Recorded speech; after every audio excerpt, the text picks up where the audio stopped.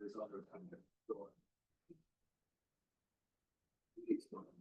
I really just like being with schooling and sources.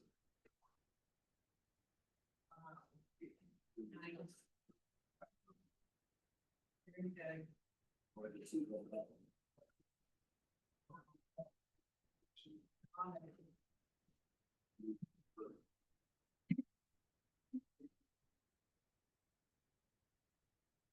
Hey folks, it is 6:30, so we're gonna get started and we can all please rise for the pledge of allegiance.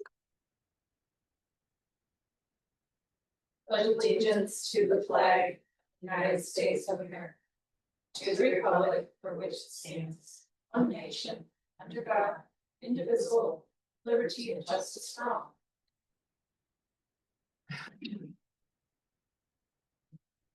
All right, roll call of board members. Tim Aaron's. Randy Milner. Here. Jill Kester. Here. Linda Slocum. Here. Wendy Hudson, present. And Tim. Okay, so next we have set, adjust, and approve the agenda for tonight's meeting. So I have a couple changes. I would like to take item H3 is the public hearing for the civil infraction general ordinance, time and location. Move that to unfinished business because it is unfinished business, so that will become item G4 under unfinished business. Additionally, I would like to add item P5, which is a follow-up discussion on the air conditioning for the town hall main room. G like George 5. So we added G4, which is civil infraction hearing scheduling, and then D5, HVAC town hall, and we deleted H3, which was civil infraction. What heading was that AC added to? G5. G5, Under unfinished business. thank you. I'm sorry, yeah, unfinished. Does anybody else have any adjustments or changes yesterday? Yes, at our last meeting. Tim and everyone agreed to postpone or table the July 15th minutes to the next meeting. Yeah. And I noticed that wasn't on this agenda. Exactly, we caught that error and updated it, so I do have it on there. Oh, okay, Sorry. yeah, I didn't print two more, You printed it, you're back. so that is on there. It is on there. So we have 7:15 and then between the 7:08, 7:42. Okay, anybody else have an item to add? I would like to add, a big unit of common area in the plat Williamsburg that our public has been asking for. And where does that need to go? H3. Great. Sorry, what? It's an abandonment of a common area. New business? Yep.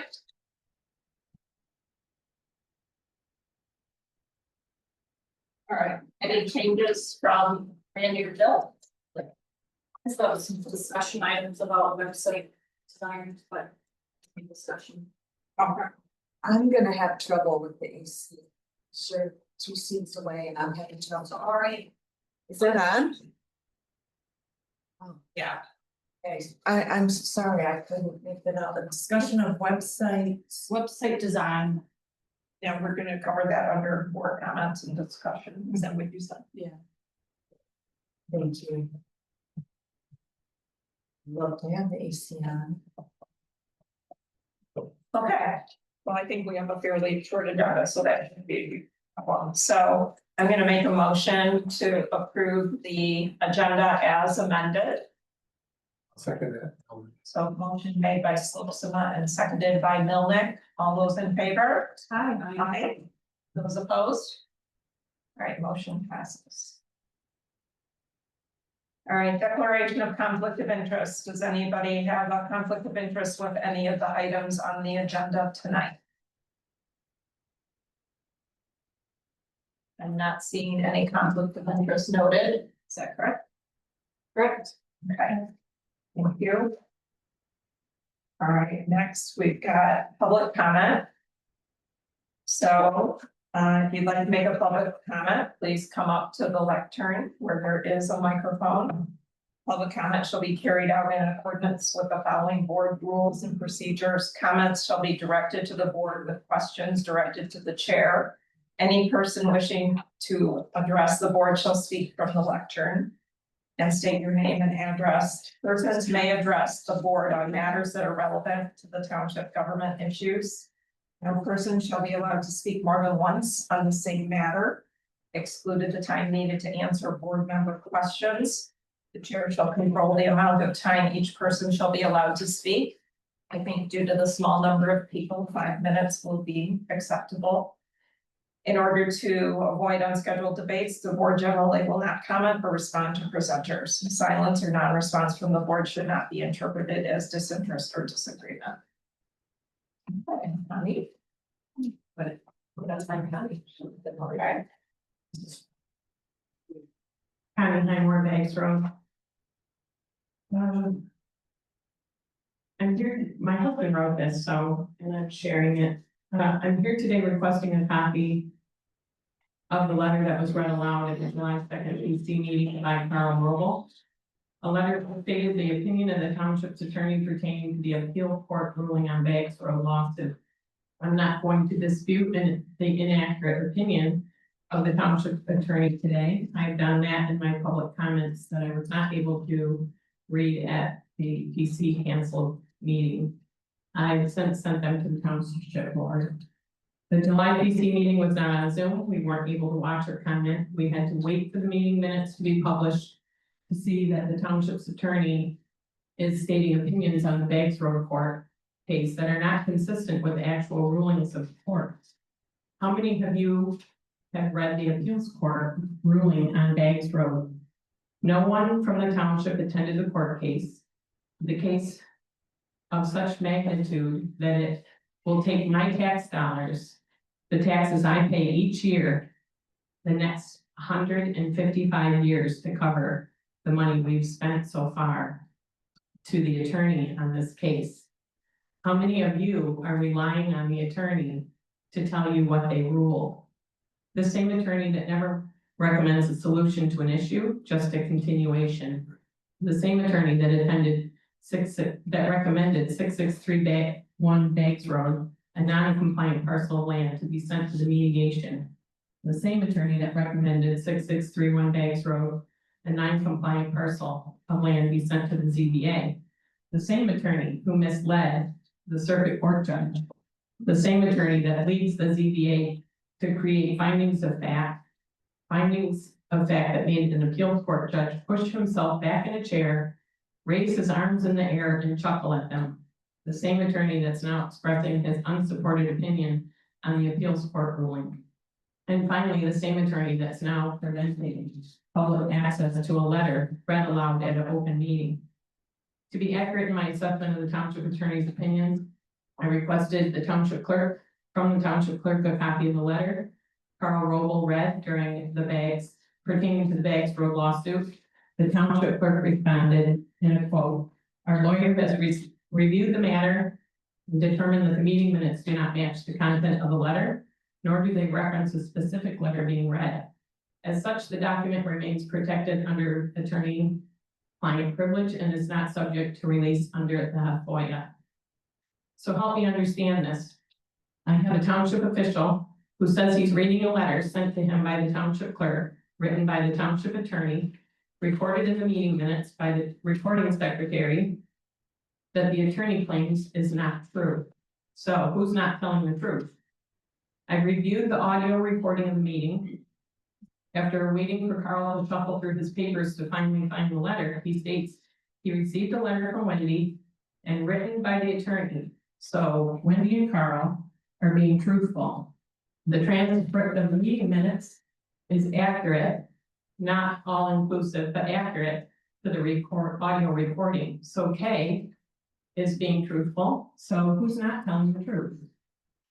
As affirmed by the Open Meeting Act, quote, any document that's read aloud during a public meeting of a public body is generally considered part of the public record and must be made available for public inspection.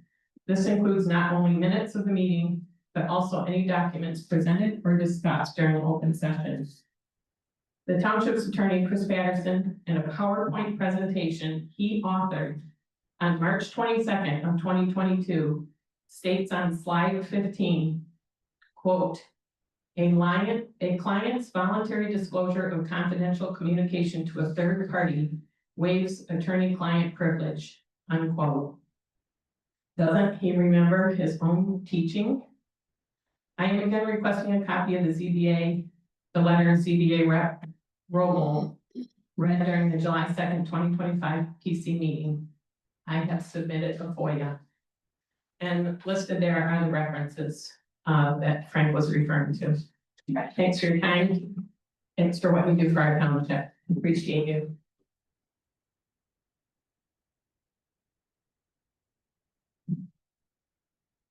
Who would like to make a public comment?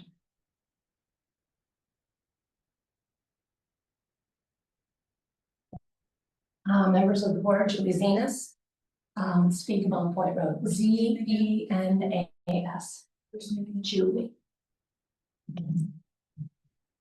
Members of the board, thank you for this opportunity to address you this evening. I stand before you once again to express my deep concern for the presence and potential expansion of short-term rentals within the residential zones of Whitewater Township. As a resident who values the township charm, peaceful living, and strong sense of community that defines our township, I urge you to consider the significant and well-documented negative impacts STRs have on our neighborhoods like ours. Whitewater Township has its own zoning ordinance that clearly states short-term rentals of residential dwellings for less than 30 days is not allowed in residential zones.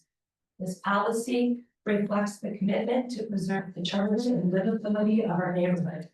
However, recent discussions and proposed amendments, ZA 205, 2025-03, short-term rentals, responsibility short-term renters, suggests a shift that could open the door to more short-term rentals in areas not suited for them. We as neighbors witness firsthand the real consequences of short-term rentals in residential areas. Increased noise, late-night parties, reckless boating, and revolving door of unfamiliar guests have disrupted the tranquility and safety of the lake community. These are not isolated incidents. They are the predictable outcomes of introducing transient lodging into neighborhoods intended for long-term residents. Furthermore, the Court of Appeals has consistently ruled that short-term rentals constitutes commercial activity, which is incompatible to residential zoning. In cases of Aldridge versus Sugar Springs Property Owners Association, the court reaffirmed in January 2023 that STRs violate residential use restrictions because they operate in a business-like manner, advertising online, renting for profit, and often managing remotely. The legal precedent supports the view of views that STRs, in fact, are businesses operating in zones where businesses are not permitted. Allowing STRs in residential zones would not only contradict our township zoning rules, but also set a dangerous precedent. It would commercialize our neighborhoods, reduce the availability of long-term housing, diminish residential quality of life, pose potential environmental risk, and expose the township to costly litigation. I respectfully urge the board to uphold the current zoning restrictions and follow the master plan, which was developed with a long-term vision for community development. This vision includes specific implementation steps such as sound development policies and responsible actions that are essential to preserving the character and integrity of the township. I urge you to resist efforts to normalize and expand STR operations in residential areas. Please consider that, think about it, and just know that we don't want it. Thank you.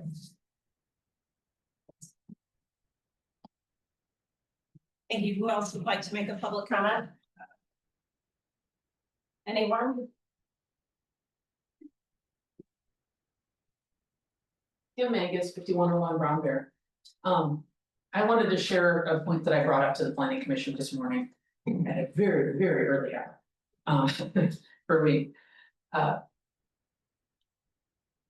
As all of you know, I'm in support of short-term rentals, and I believe that the problem is a lack of courtesy, absentee landlords in any form.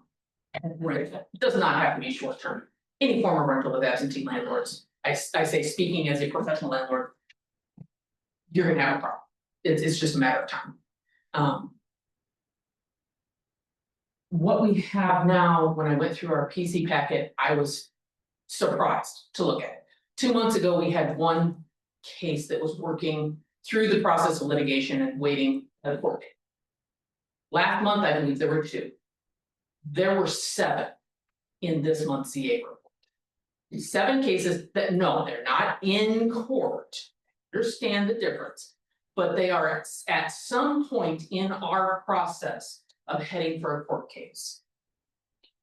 7 is a lot of cases. This is a flood. This is not a trickle, this is a flood. The comment I made to the planning commission, I would like to make to you, because it is ultimately in your jurisdiction, not in theirs. There needs to be a moratorium on prosecution. I even agree with some of the cases you have coming up, that they are a disgrace to those of us who respectfully rent property. You have some irresponsible individuals on your list. You also have an ordinance coming forward that would address most of those issues. Even if you take Ms. Steelman's ordinance completely out of the equation. One of the top things we have in our master plan on our to-do list is to look at short-term rentals. Actively seeking out and prosecuting short-term rentals while stating that it's on your priority list to address. This does not make sense. Whether you like it or not, I know there's the argument, this is illegal and it's always been illegal. In a historical context, for years, individuals were told that it was legal, it was acceptable, there was no regulation against it. Until it's in writing one way or the other. We got to stop this running around the township and just pulling up, not necessarily ones that have been a problem, but whoever has a neighbor that doesn't like it. Thank you.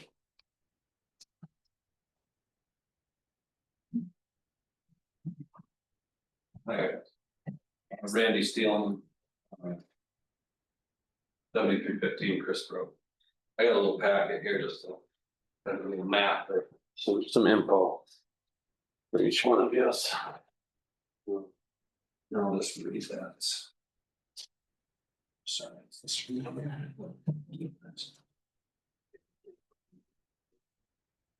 giving the phone there, saying? yes.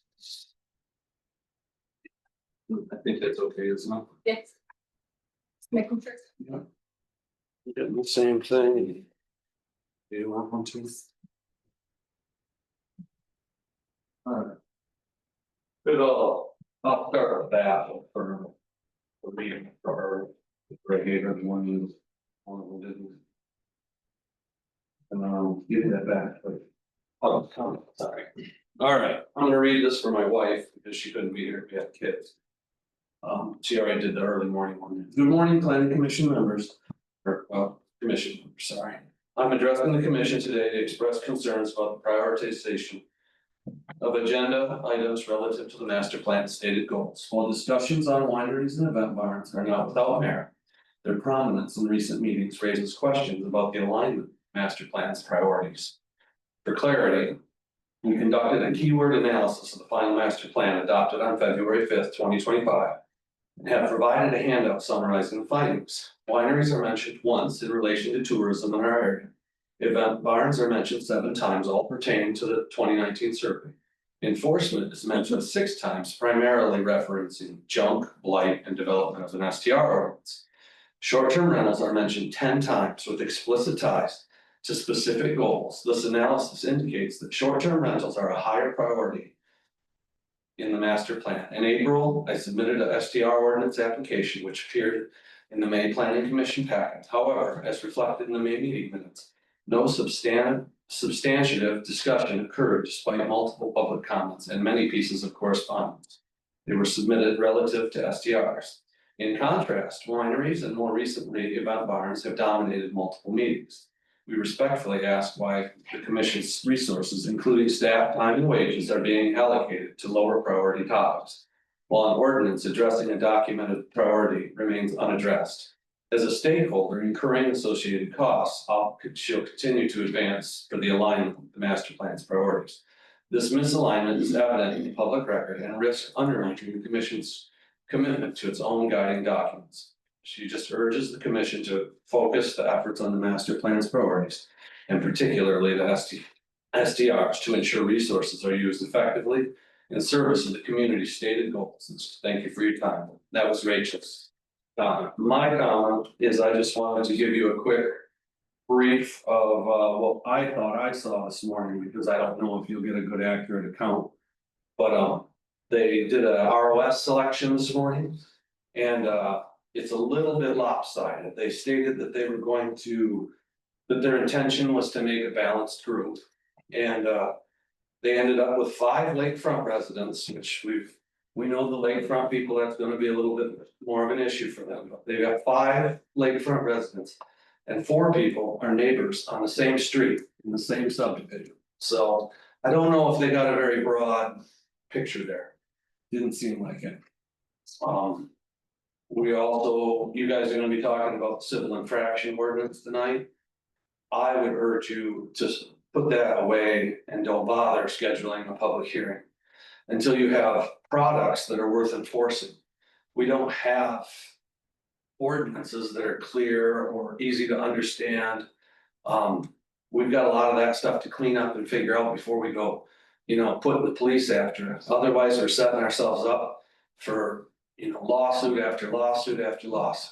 There's just not. And I also want to say for myself, complaining about everybody working on wineries and things like that. I'm not complaining about that. I'm really glad that they're working on that. I'm glad you guys are working on that.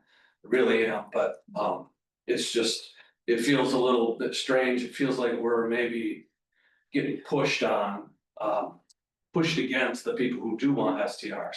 We want to be respectful of our neighbors. We want to take care of these lake people. We want to figure that stuff out. And it's going to take a lot of people and a lot of thinking and all that. The group of people that have been working on that ordinance, they have done a lot of research. And they have done a lot. I think it covers 90%, 95% of all the issues that people complain about. And thank you guys for doing your work. Have a good day. Thank you. Would anybody else like to make a public comment? I'm Jacobson, at Seymour Point Road.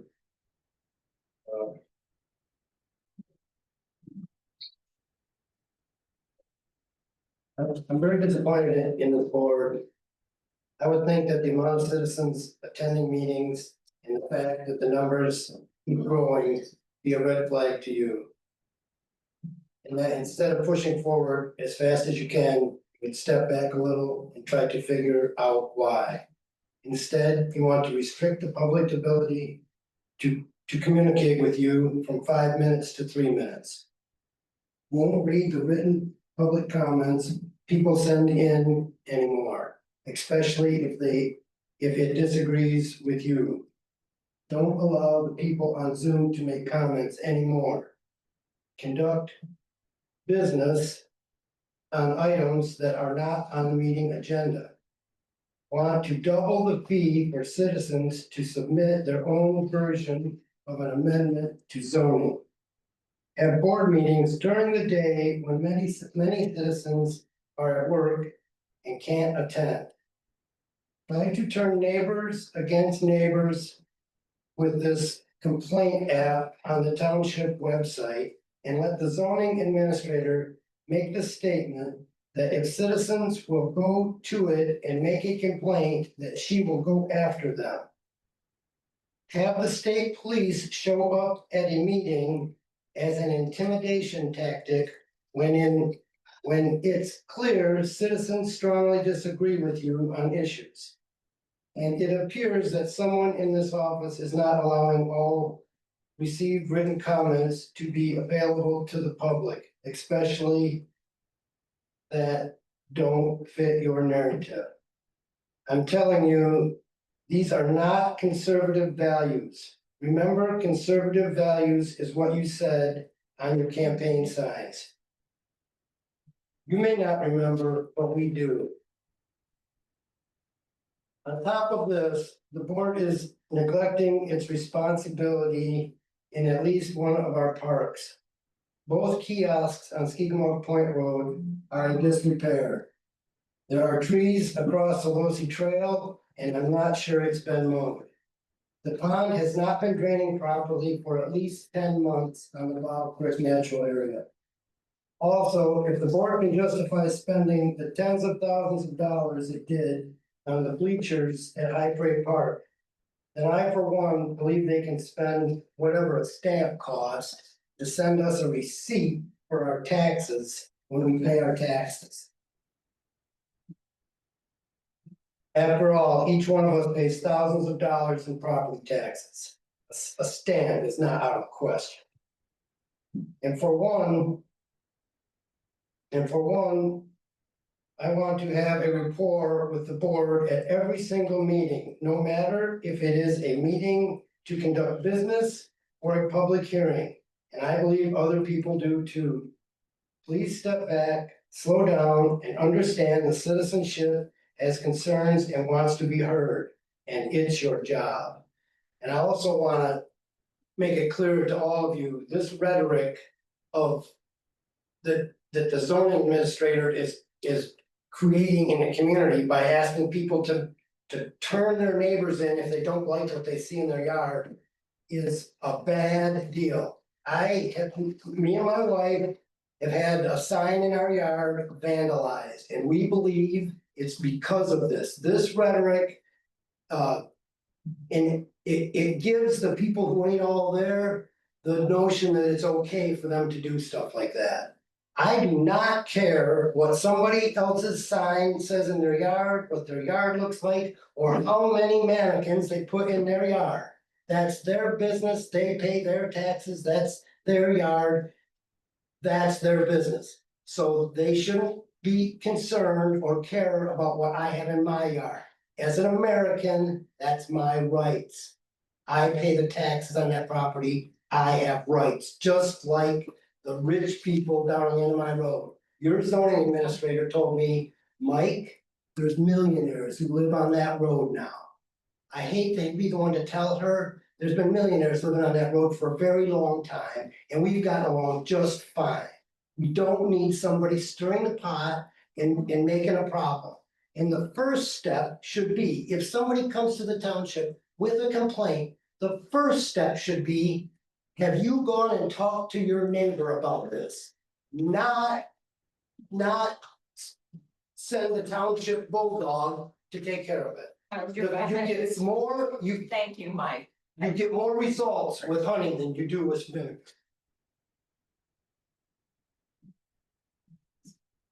All right, does anybody else want to make a public comment? Okay, thank you. Moving on. Consent calendar is the next thing on the agenda.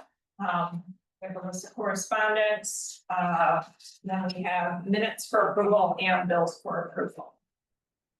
So first is minutes for approval. Does anybody have any corrections or changes that need to be made to the minutes for 7/8?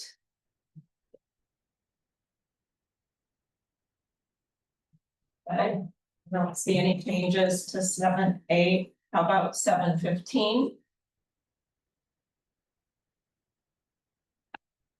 I don't see any changes to 7/15. How about 7/24?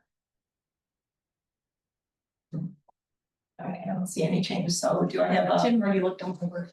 Okay, thank you. Do I have a motion for approval of all three sets of minutes? I'll make a motion to approve minutes from 7/8, 7/15, and 7/24, 2025. I'll second this. So motion made by Hoeksema, seconded by Milne. All those in favor? Aye. Those opposed? None opposed, motion passes. So next we have bills for approval, which it starts off on page 3 of the packet. Does anybody have any questions on any of the items that are on the bills for approval?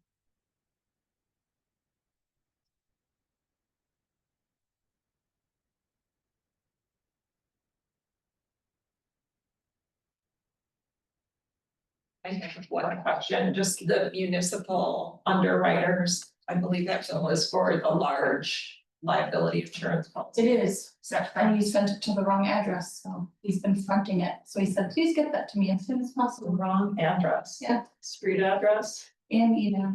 Okay. Mhm. All right. So that's. We'll pass due is what you're saying, Mhm. because it didn't come in correctly. And that's the lion's share of all the charges for. Okay, so I don't believe we actually require a motion to approve that as part of the consent calendar, but there's actually not much on the consent calendar. But I think we still have to approve that, right? Whether we, Yes. okay, so. Motion to approve the consent calendar. I'll make that motion. I'll second that motion. So motion made to approve the consent calendar by Slopes, seconded by Kester. All those in favor? Aye. Aye. A yes from you, Joe? All right, those opposed? None opposed, so that motion passes.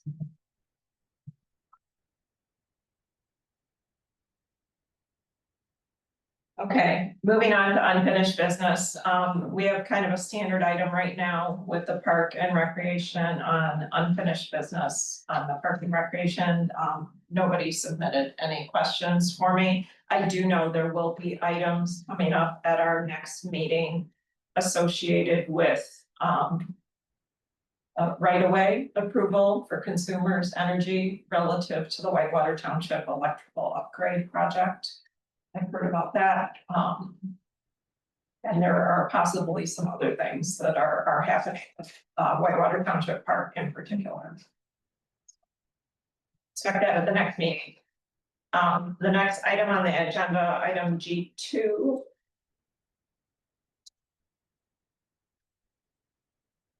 Okay, so as you know, we've been discussing some road improvements with the road commission. This started back in April, when they talked to us about various funding that's available to us. And we have a resolution here that basically commits the funds that Whitewater Township will commit to funding road projects in 2026 construction season. So that resolution is in your packet.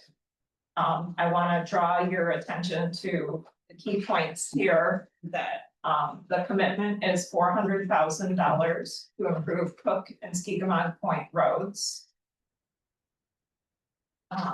The other point is getting down towards page 10. There's a lot of detail on here. There is, there's a caveat in here that if for any reason the actual bids come out higher than the road commission estimates, then we can retrench on this decision. So that was important just because everything is estimates. They use an estimating program at the road commission. And the final engineering drawings are going to start once we approve this resolution. And then additionally, then the thing would get bid out in the fall. So we're not to the point of firm bids yet. So just making sure that we're protected should the costs come in to exceed. There's also attached in here a breakdown of the costs, a letter that was received from Dan Watkins. And also, it looks like one of these files might have gotten out of order. No, that's part of the next item there. So are there any questions anybody has on this? Just have one. Yes. So what's the point at which the residents will have the opportunity to manage before? So these are kind of connected, you know, so there is a special assessment on the Skigamon Point Road. Okay, because of the extensiveness of repairing the surface. So, as far as people being able to see, you mean final plans, like they've already described the plans. Okay. It's basically Cook Road, they would repair the edges of the road, which they call wedging. And then they would go into the middle with, they call it a chip seal, so it's what you see out here. A layer of tar, a layer of crushed limestone, and then a secondary layer of tar down the middle. On Skigamon Point, it'll be a similar treatment. On the first 2 miles of Skigamon Point, but Skigamon Point has that extra mile at the end. And that portion is in such poor shape that they have to deal with some ditching and drainage, which we'll talk about in the next new business item a little bit as well. So ditching and drainage, and then a complete grinding up of that material. And they mix in some things that will help it hang together. They reformat it and roll it back down. So did that answer your question? Yeah, I'm just wondering making sure residents have the opportunity to know what's gonna happen and when. I know the other project, there's trees removed, there's a couple of them. So on the Skigamon Point, we already had that like town hall meeting with them at the beginning of July. And then we're gonna talk about this more in the successive business item, but we got back forms, whether they supported the project or didn't support the project. And we have all those numbers in the next agenda item. Okay. The majority of the people that actually responded did support it. And so the next stage on that is a public hearing to listen to any further comments people have about that proposal, like how much will be part of the special assessment district, et cetera, who's included in the special assessment district. So we'll be talking about that on the next. So the one thing I would like to say too is the road commission, if you read this, has really come forward with a very attractive proposal to us, like they're putting a lot of money in on this. And I think that's really encouraging. I don't think that they came to the table with this much money in the past. And these roads have both been discussed as far as what poor shape they are in for the last 10 years. They said that they had record of several estimates without them ever ending up being executed. And they need this resolution as like a good faith that we're gonna go forward. So this resolution allows them to go ahead and start spending their engineers' times for more detailed drawings. So then it can be bid out. And the other thing I would like to mention is they are the ones that suggested that we tackle both roads at the same time because of the close proximity. Because they think they will get a better price Or a larger project. by a larger project, and it is unique that they are in such close proximity.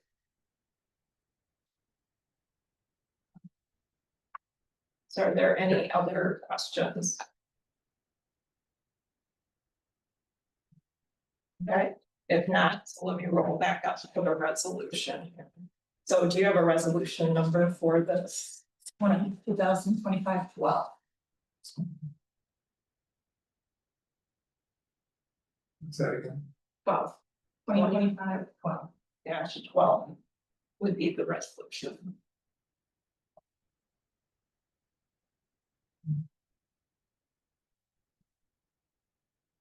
And I guess the last thing, Tim is not here, but him and I discussed this, and there is sufficient money that was, when we came into office, the amount of money that was in the road fund is sufficient in order to do this, that we had already been carrying a balance of right about $400,000. And I believe we made a change, Jill, you might remember that we actually rolled that into the general fund monies. but the money is still there tagged for road repair. So we have the funds to do this.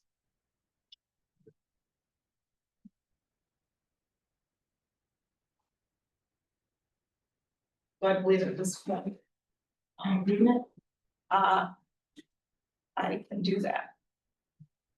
My water here. So this is Whitewater Township Resolution authorizing commitment of township funds for road improvements, resolution 2025-12. And do I read the preamble too also here, Wendy? You don't have to, so I'm not gonna read the portion that says at the regular meeting, so at today's meeting.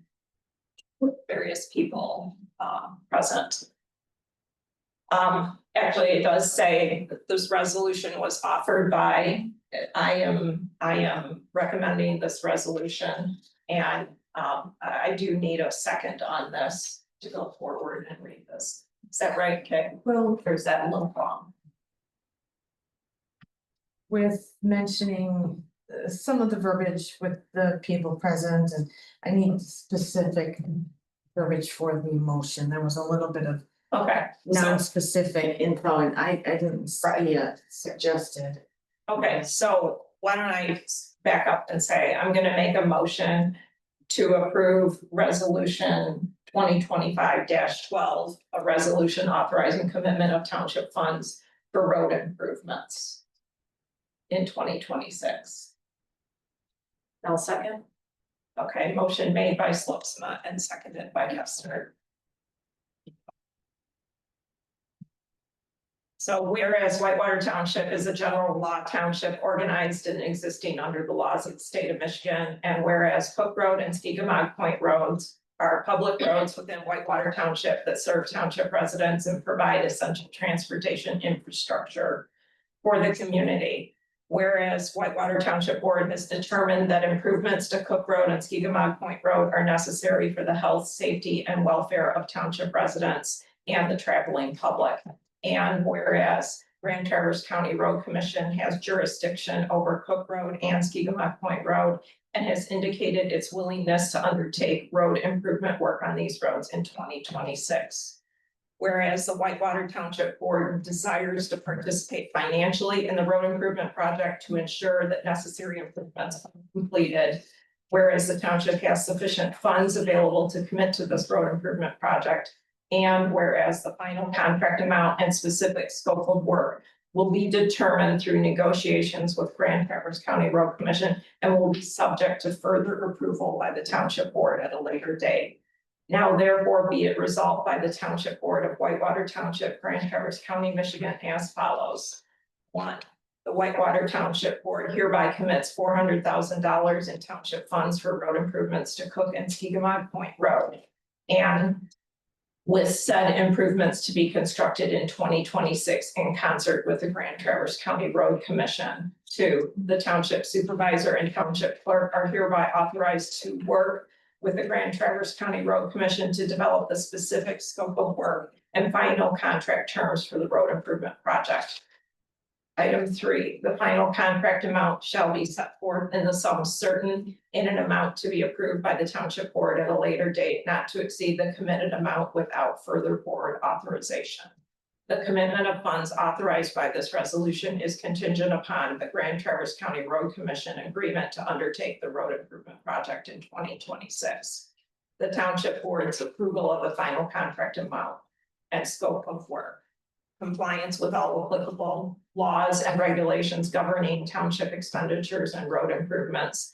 The township supervisor, township clerk, and township treasurer are authorized to take all actions necessary to effectuate the intent of this resolution, including but not limited to executing necessary agreements and documents upon final board approval of the contract terms.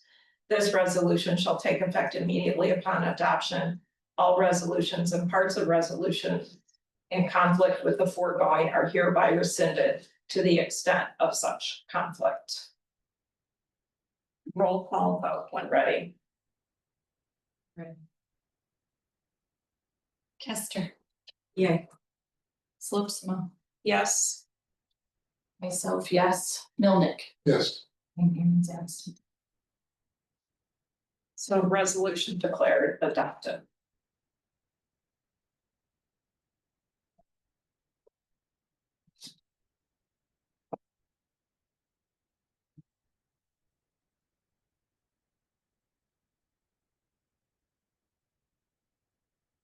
Okay, the next item on the agenda tonight is somewhat of a continuation of this discussion. It is regarding the Skigamog Point road petition results and what the next required actions are. So I included a memo in here regarding the Skigamog Point Special Assessment District citizen petition results. So at the time when we sent the letters out, we identified 166 parcels on Skigamog Point Road, including Fairview and Drake Lane.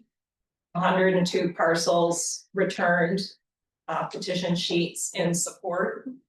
And 18 parcels returned petitions rejecting, not in support.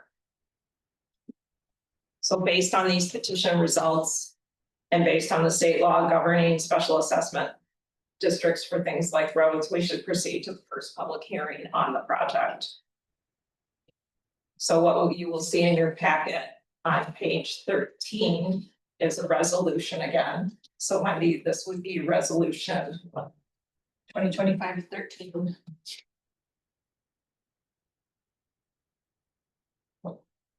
Okay, so this is a resolution that states all the things, that there's a lot of MCL references here as far as what is required in order to resolve to move forward to the first public hearing. There are 2 public hearings that are required on a special assessment district. So this is the first of the 2.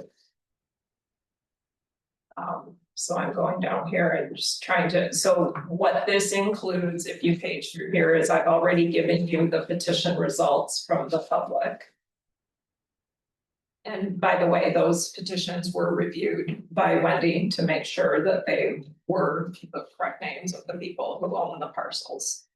So additionally, you will see in your packet, there is a map here that Don Coombs, our assessor, put together. This is one of the other required things that you must do, is provide a visual of what are the parcels in here that are involved in the special assessment district.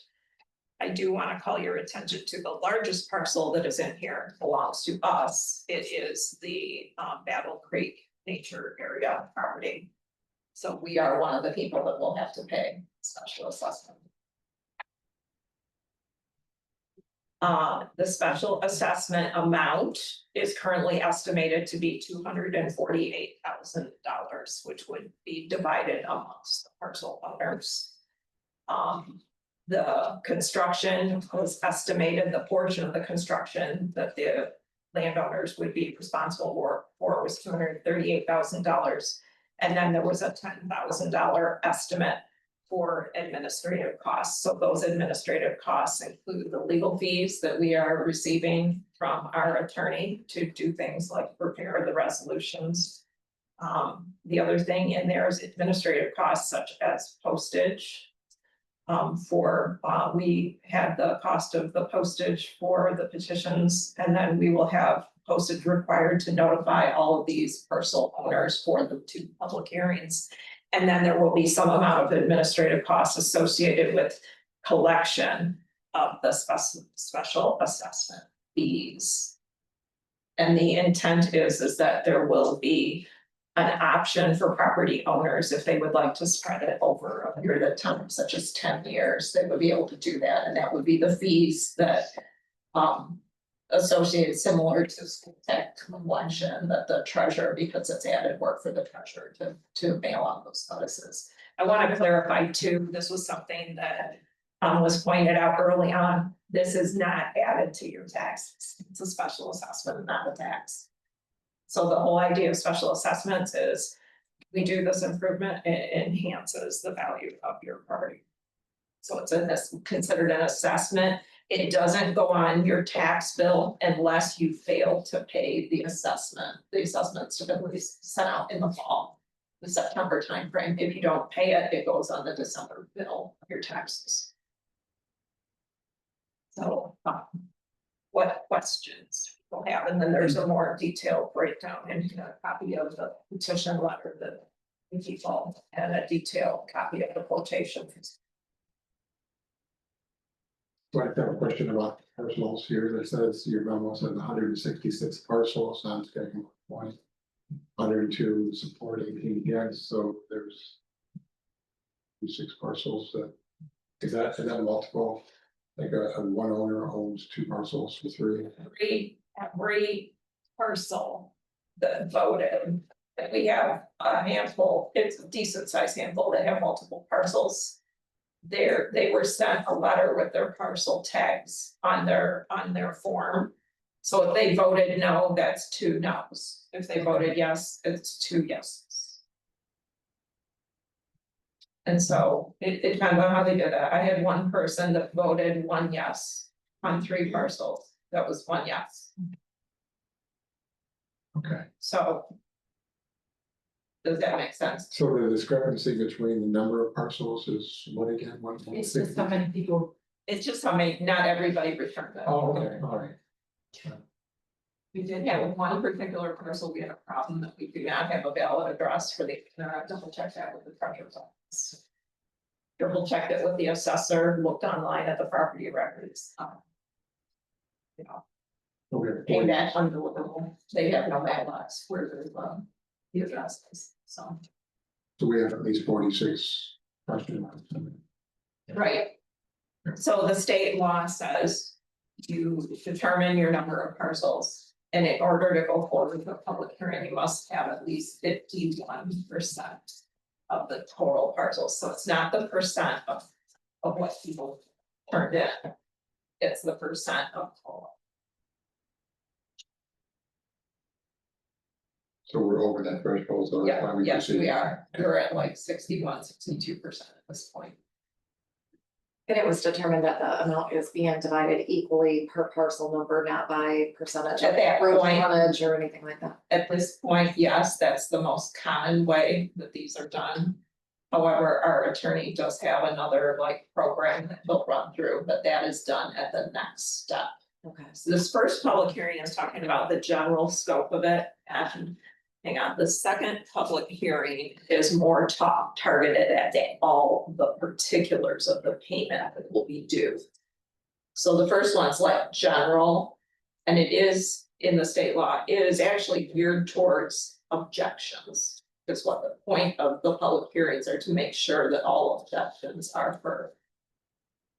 People can come in and comment positively also, but it is geared towards objections. So other questions?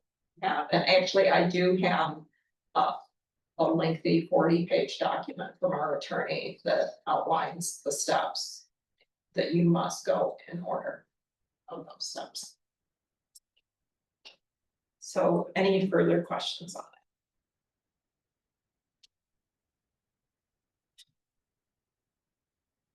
So if not, this is just make sure that we're.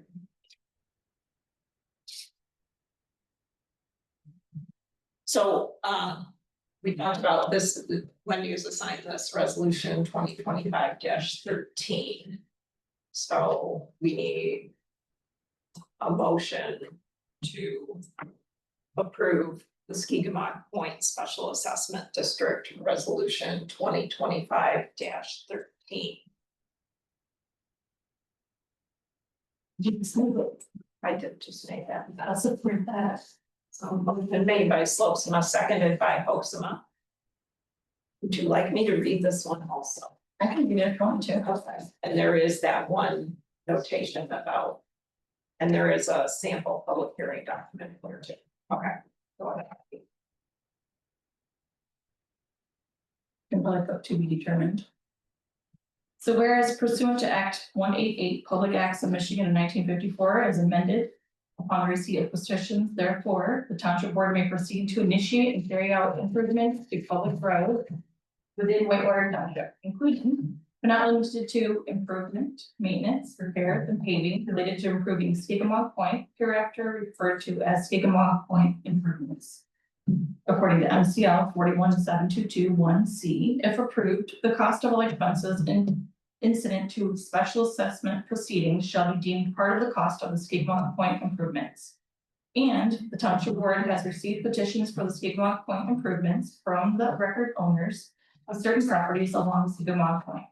And the township clerk has checked the signatures on petitions and the record owners of land within the township contained within a proposed district described in the Exhibit A attached to, and has reported the percentage of record owners by total land area within the proposed district who signed petitions would amount to more than 50% of the total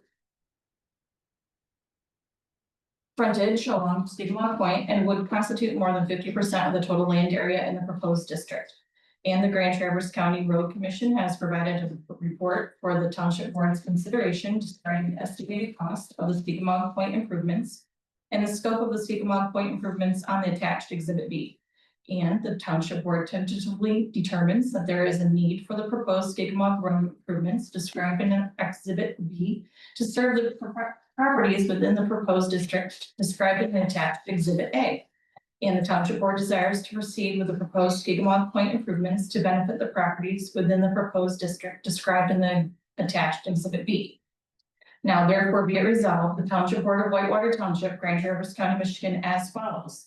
1, the township board tentatively declares its intent to make the proposed Skigamaw Point improvements in the attached Exhibit B, together with the necessary work incidental thereto within the proposal district described in the attached Exhibit A, all in accordance with the petitions submitted by benefiting property owners. 2, the township board tentatively designates the special assessment district against which the cost of the proposed Skigamaw Point improvements are to be assessed as a proposed Skigamaw Point special assessment district, but shall include the lands and premises more particularly described in the attached Exhibit B. The petitions, as well as the completed plans and estimates of cost for the proposed Skigamaw Point improvements, shall be retained by the township clerk and shall remain available for public examination during ordinary business hours at the public hearing. The township board accepts the documents in Exhibit B as proposed estimated cost and plans of the Skigamaw Point improvements, but directs finalization of the plans for the Skigamaw Point improvements in order to determine set costs for the project.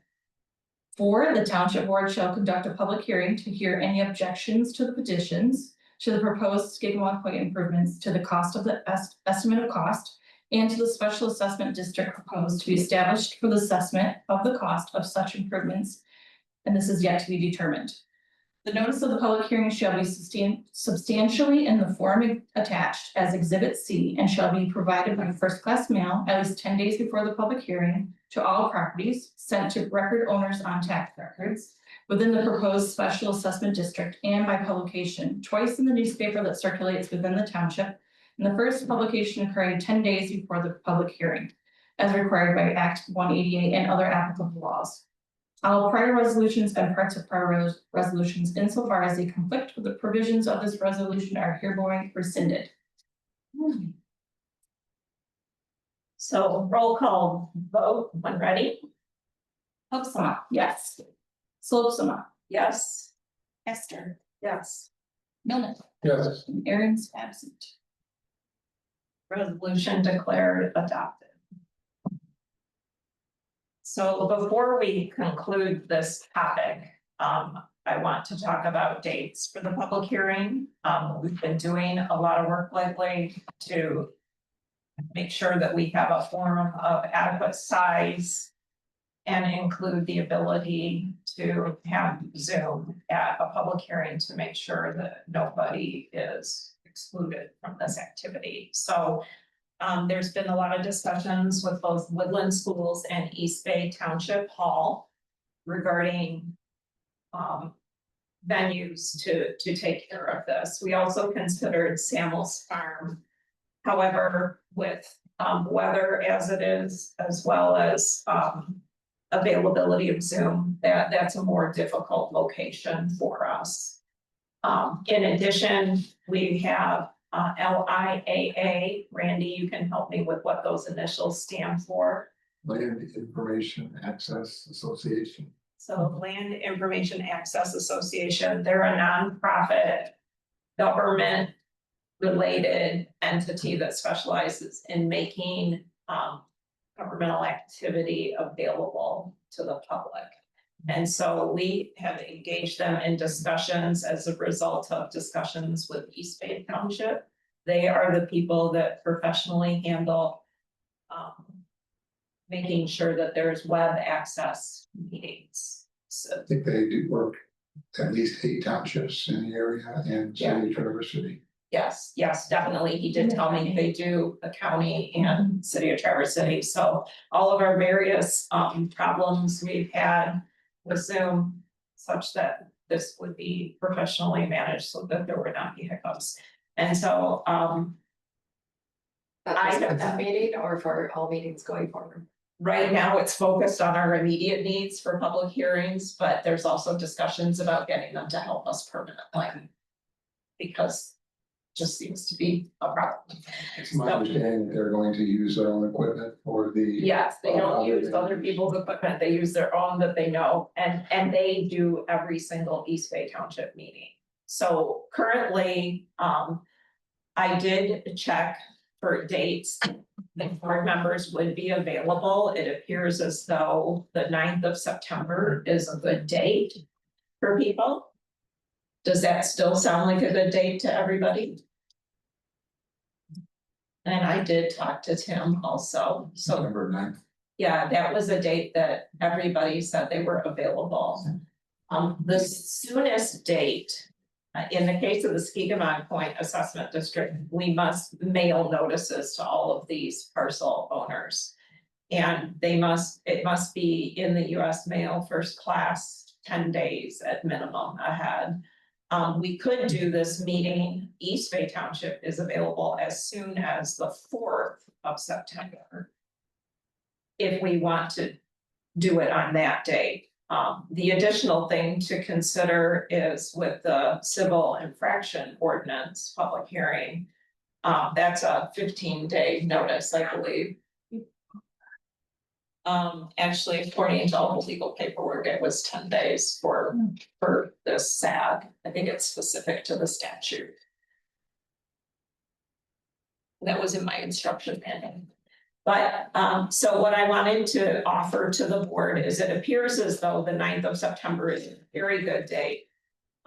Woodland Schools is also available on September 9th. I double checked that with the I'm not sure his position, but the head person at Woodland Schools confirmed that today to me. Woodland Schools has a meeting venue size of 260 people. That does include some people standing in the back. They have about 215 chairs. Just for clarification, the meeting on the 9th is for Well, we need to decide on the SAD, but I want to make sure that we're thinking about the civil infraction as well. So we could do both of these on the same day. We still have to agree on wanting to do the civil infraction, but Woodland Schools is a larger venue, 260 versus 200 at East Bay. So we could potentially, I would suggest if we do them on the same day that we do the special assessment district, because I think the group of interested parties is smaller. And so, we could potentially, one of the other options, if you do both the same night, you can actually say that we are going to start first with the special assessment district. And that portion of the meeting will start right around 6 p.m. And then you could maybe stagger by a couple hours. It might mean that we do nothing for a little bit of time, but it might be more assured that we have enough space. I like that idea, and I think East Bay was free, right? Weren't they? East Bay, yeah, there's cost things too. So East Bay is free. The technical support is right about $500 for that venue. The quote for the technical support of the Woodland School venue is higher because that's not the home turf that they already have configured. So that one is $860 And Woodland was charging a rental fee And Woodland cleaning fee had $75 rental and about $45 for both setup and another 45 for cleanup. And so it was more money, definitely. The biggest benefit is the extra roughly 60 people you could fit. It's a bigger space. I like the idea of East Bay and staggering, having both the meetings on the same day and staggering. I think that would be acceptable and save us a lot of money. Other. Special assessments the first more than likely, because it's. Yes, I would say the special assessment is more time sensitive than the civil infraction at this point in time. And the reason it's time sensitive is we have to have another successive public hearing, so we have to have time for notice. And that, this is what helps, the road commission prioritize and know that we're serious about it. If we delay, you can potentially, because they send all their projects out for quote, so he really wanted this done by the end of September, if at all possible. And I guess additionally, understanding that at the second public hearing, we are gonna need to make another resolution to go to our, at the first SAD public hearing, we're gonna need to make a resolution to go to the second public hearing in order to keep this moving along to align to the road commission's needs as far as timing to finalize drawings and send out for plan. This is what they do in the fall. Into, like this September to November-ish. So, I mean, we're on track to it, but we have to stay on track to it, or you could put the project at risk. So other questions, I know it's a lot of information, I've been on the phone a lot. Anything, Wendy? Any input from you as far as how to stage it? We can also just have the public hearing and just say the SAD is first. That would alleviate locking you into a time. I don't think you can lock at time. Okay. You don't think we can, but we can estimate. Yeah. That, I like that. Estimate the time when this would happen and then just don't violate my estimate. I can be late, but I can't be early, right? Well, I mean, if you say the assessment district hearing is gonna be at 7, and then the next one's gonna be at 8, it has to be that way. It cannot be. Okay. I'll work with you on the wording. I would like to at least estimate for people so that they don't waste their time. If they don't wanna have to sit through all that, and I think we can, if necessary, take a recess, right? I can be late, but I can't. Exactly, exclude people. Sure. Mark, you had your hand up there. Do you have a very brief comment? I know it's not a protocol. But I think when you're talking about Scapewood Point Road project, you can say north of 72. So it's not confused with the south part of Scapewood Okay, Point. good. That's a good comment. And number 2. Probably need a board approval for the $1,000 deposit. Actually, he said he would waive that in this case. So that's, I already handled that with Dan. He said what he needed was his resolution. And the third brief comment. Questioning why you don't want to do this at Samuel's Farm. This is just for Skidmore Point people. It's It'd be because, convoluted along with this, civil infraction, hoopla, it's just craziness. It brings out people's anger. We don't want to be involved in it.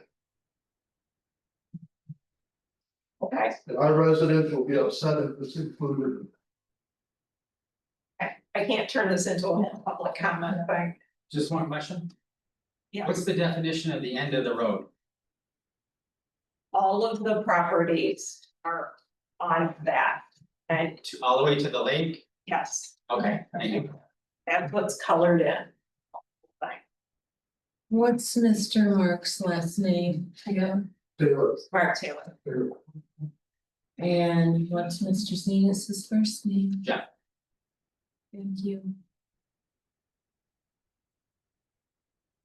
Let me make a note.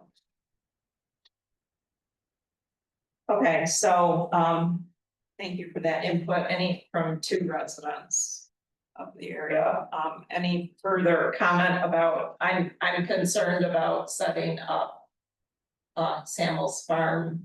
Again, the whole point of the public hearing is to listen to what they have to say. And then if there are not concerns, the board will have to decide whether or not to go forward by resolution for the next public hearing, which will deal in more detail with the financials. So, and I did verify Samuel's Farm is available. It would mean that the board would have to have an extra meeting. It could still be the same day, but you would have to have an extra meeting. Are you thinking Zoom is available on Sam's Farm? I'm thinking that would be very difficult. There's no Wi-Fi. Think you would, so. I thought the acoustics were really poor, that was something that we've discussed before, that we've had a couple meetings there, the acoustics are hard and there's no Zoom available. No air conditioning, I believe, as well, right, no air conditioning, so it just wasn't, an ideal place. I personally checked 6 different places myself, trying to find something local here in Whitewater Township. And the only place that responded with, yes, they could accommodate us up to 200 people, was the Turtle Creek Casino has a banquet room. And it was $750, and we would still be responsible for all the Zoom. I called the Masonic Temple, somebody had suggested that, I called the Williamsburg Dinner Theater, the resort, the Methodist Church, New Hope Community Church, a variety of places, and there just unfortunately isn't a good venue in our township. East Bay, I think, is probably the best township. It's the best venue. I mean, they are a township and they can accommodate up to 200 people. And they're free. So Which is helpful. I guess one other way we could do this. And it's similar but slightly different. We could just announce a public hearing. We could start as early as like 5:30 p.m. and handle the Skegamon Point issue. And we could conclude that meeting, make sure we leave enough room, and then we could start a totally separate, I mean, to me, it's kind of similar but slightly different. I don't know if that makes anybody more comfortable to clearly segment it. And I would say the big thing would be is we would have to, I believe, definitely their town hall, I'm trying to remember what their normal hours are for the East Bay Town Hall hours. They work like 7 to 5. Yeah, so we could start at like 5:30 early, and we could set the other one for like 8 p.m. to just make sure that there's no question regarding sufficient time to conclude. Yes, and Go ahead. I know that there is a way after, if you have a public hearing and there's a need to cut the public hearing off while there's still comment, you can continue the public hearing at a predetermined time. So if there was an issue with a lot of people, we'll check with Chris on that to be sure that there is a mechanism. I think I saw that in an email. Yeah. Yes. Yeah, that there is a way to do that. So that'd be the only concern if there was a lot of people coming to the special assessment district that we didn't anticipate. The time runs out, people couldn't speak. We could still continue the hearing in the second a day, as long as it's within a certain time period, I think. So we could also just choose the alternate date, which is the 4th of September, which they can do, and we have enough time to mail it. So I'm good. You know, we're not supposed to have public comment in the middle of this, but Mike, you haven't had a chance to talk, so let us know what's on your mind. First off, there's still a lot of working people on Skegamon Point Road, and a 5:30 or 6 o'clock meeting is pretty tough to make. I'm working on Lane Empire right now, and traffic in Traverse City is a nightmare. I don't know that I can make that time. And secondly, I didn't hear any mention of if the Mill Creek School Gymnasium was checked into. We've had public hearings there before and it worked just fine. So we checked into that, Mike, and there were definitely some problems with the new people that are in charge there, that it's operating differently. So that was not looking viable for us, you know, at this point in time. Might be in the future, but not right this minute. Mark, do you have something very brief? My point is, you and I talked about possibly September 4th, right after Labor Day. And right after Labor Day, Skegamon Pointers There are a lot of lake owners. Kids are back to school. So the crowd that we had at Sam's for the first meeting would have exceeded the capacity of this place. But this particular meeting that would be on the fourth, what I would suggest, have it here on the fourth for Skidmore Point SAD meeting. Period. Have your other special for the special, the civil infraction issue separate. That's a huge debacle to deal with all on its own. Don't mix the two together.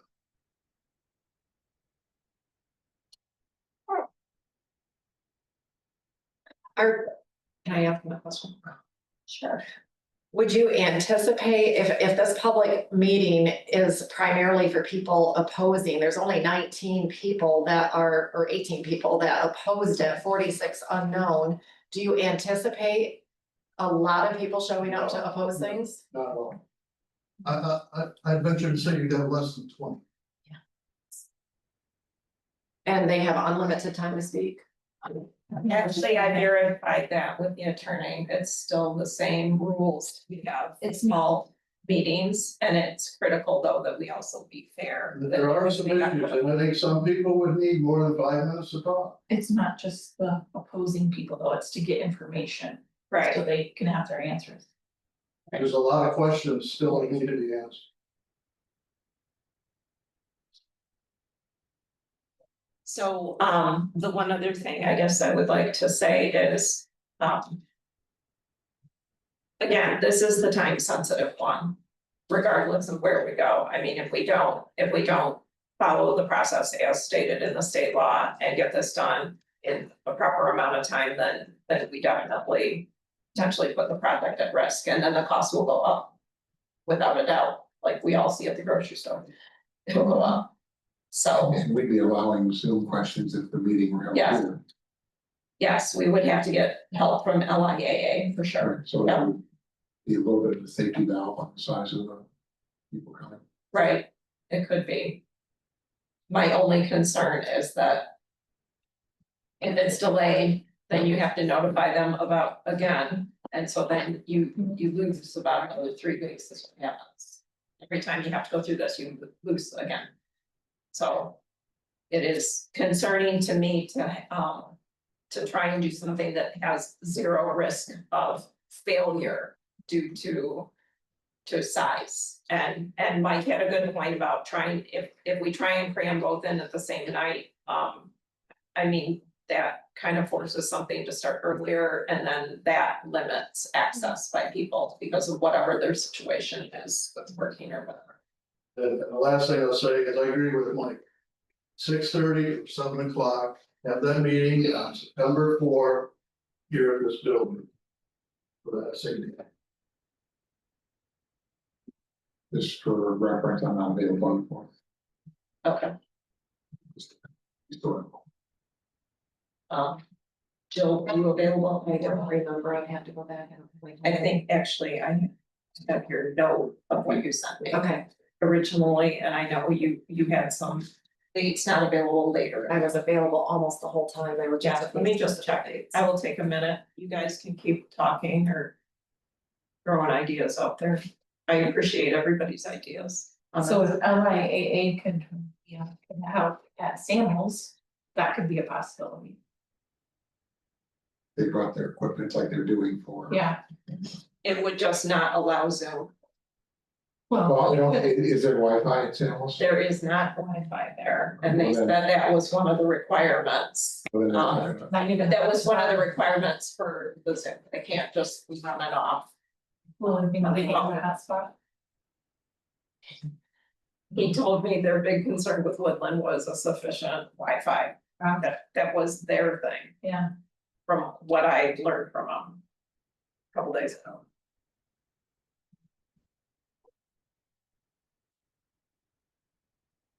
I'm checking for stuff.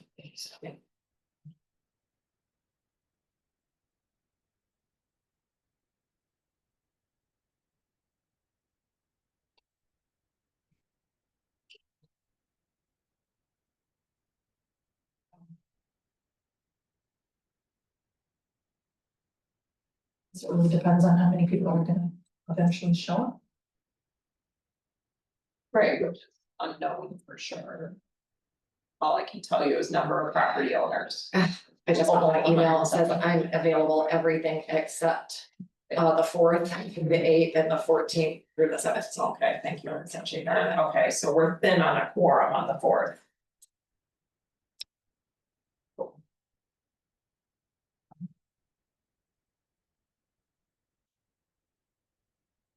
Well, can we all agree that we should do it on the 9th?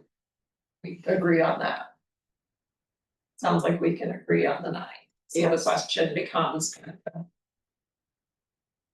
And it sounds like there's some concern around the table about. Amount of time. And complicating issues that aren't really related to one I another. agree with that concern. That's a lot. How do you feel about that, Joe? I think if we separated the meetings, I'm fine with that. It would be a lot, I think it'd be a lot to take in for one day, but I think it's doable.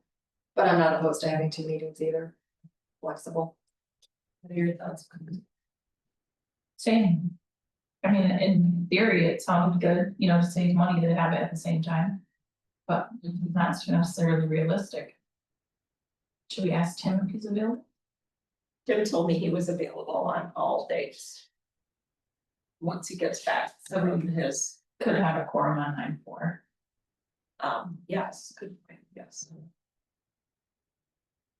Yeah, just barely, yes. But again, it's that, I get really concerned about single points of failure, okay, like there's no cushion on that. It is not, it's far from ideal. So, But you have a time crunch to think about. well, I'm concerned about the SAD, there is no specific time crunch on the civil infraction ordinance other than continuing to incur more fees. Right. But quite frankly, that's been broken for 50 years. What's another month?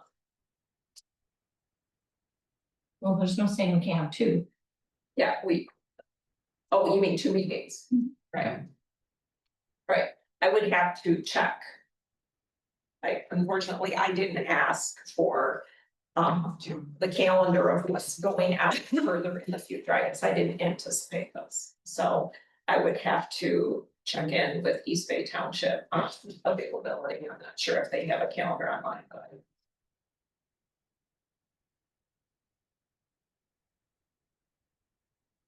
So I'm almost wondering if I need to throw a fish on the table just to clear through this. I guess we could have a motion to approve the Skegama Point SAD meeting for the 9th of September.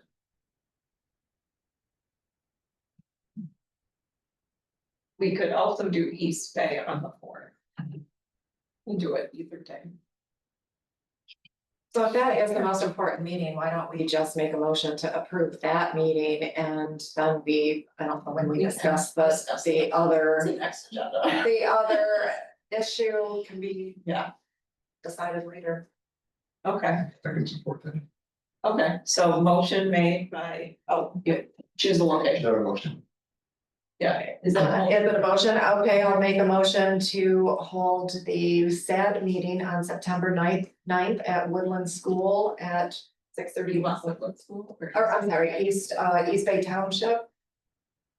At 6:30. East Bay Township. Yeah, Town Hall. At 6:30. At 6:30. I'll second that. Motion made by Hester and seconded by Melnick, and that was for September 9th. East Bay Township Hall, 6:30 P.M. That's Tuesday. Yeah, and I think we should do a roll call vote on this because it's actually one of the items within the resolution.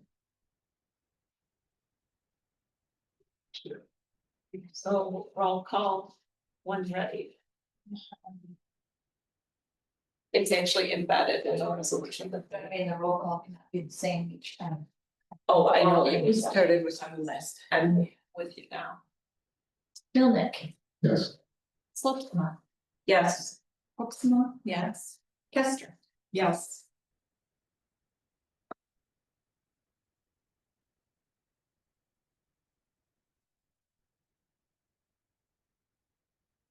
Okay.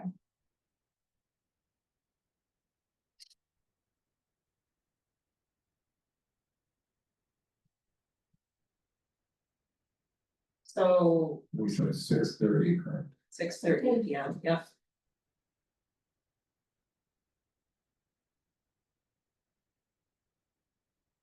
So the next item of business does not have an attachment in the packet. So this was discussing civil infraction. General ordinance hearing scheduling.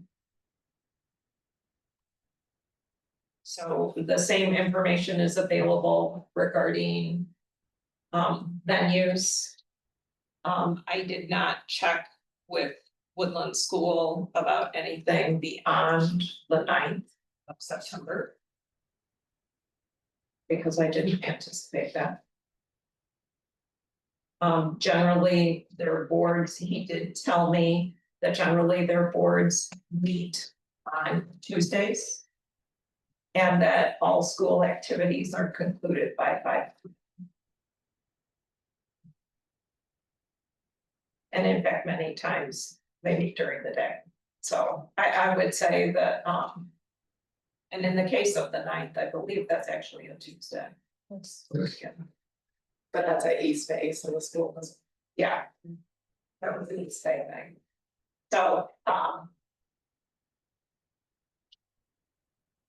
I do think for a civil infraction, it might be more suitable to choose Woodland School because it's larger. It is more expensive. So we have another board meeting on the 28th of August, which we could discuss venues at that point. Yes, we could, 2 weeks from now, we could get more information like out for 6 weeks or something. Yeah. We could get some proposed dates.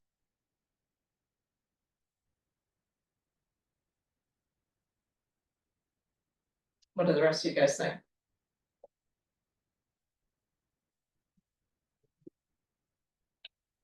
I don't think there's like a gigantic hurry to have that meeting. I'm almost thinking we should see how the meeting at East Bay goes. And just how the technology works, how this evening is, just see if it's a good venue for these kind of future meetings and make a decision after that. That's Same right for around the PC, corner. yeah. Ready meeting, I guess, for the meeting. Yeah. 26. Yeah, the PC will be at Woodland, so we can see how that works there. Yeah, when I talked to LIAA, they said it was basically zero risk for us to hold a meeting at East Bay Township because that is something that they do successfully all the time. He said certainly there's some risk about Woodland School, but not an enormous risk as well. But you are correct, by the time we would meet on the 28th, the Woodland School meeting would have taken place and we would know whether it was successful or not, if there were any problems with anything. Yeah, I know East Bay's gonna work, and he said there's. Right. So. Right. We have a lot of information. So are you thinking, just bring it back to the 28th meeting with more information about availability of both venues? Yes. Is that consensus to move this? Okay, thank you. That was nice and fast.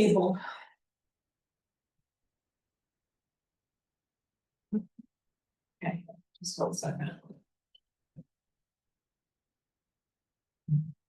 Okay, good. All right, new business. Okay, Jill, this is your item, Parks and Recreational. Like, did I miss something? Oh, yes, I did. Township Hall. All right, sorry about that, yep. HVAC for the Township Hall, so since our last meeting, on the 24th, when we discussed the problem with this HVAC unit over here, we had 2 HVAC companies and discussions with an electrical contractor. We got bids from K&K out of Elk Rapids and Comfort Heating and Cooling, which is owned by one of our township residents. The lower bid came in from Comfort Heating. And so as they came and provided the information, to just do the one unit over here is $72.50. And then we needed to add electrical on that for about $2,000 at the most. But at that time, they also mentioned that part of the reason we're having a problem with this is it's severely undersized. So I thought that's information that you guys should be aware of. That's why it's running constantly. I can't keep up with this space. So then the conversation moved into both of these companies independently really said that you can't, even with a properly sized mini split unit, you cannot do this job with just one for this space, including the area over the walls here. So, so they both provided a secondary quote for 2 units, one focused on the clerk's office and one in here. And just as a reminder, these mini splits do both heat and cool. And so for both units, and Comfort Heating was the less expensive bidder, for both units, it was $11,750. And then you have to add the electrical. So I talked to the owner of Comfort Heating this afternoon, and he didn't have any hard quotes. He hadn't been able to get a contractor out here physically, but he said $4,000 for 2 units should definitely cover it without a problem. And it'll probably be less than that. So really the question to the board members at this point, and I'm gonna let Wendy speak for herself regarding her struggles with thermal control in the clerk's office. So go ahead, share with them your life in there. It's hot and cold. It's either you have to have that AC blowing on me all the time, and I have to have it plugged across my desk and on the other side, because otherwise it'll blow this one. And then in the winter time, there's no insulation in the walls, and so I have a heated mouse pad to keep myself warm.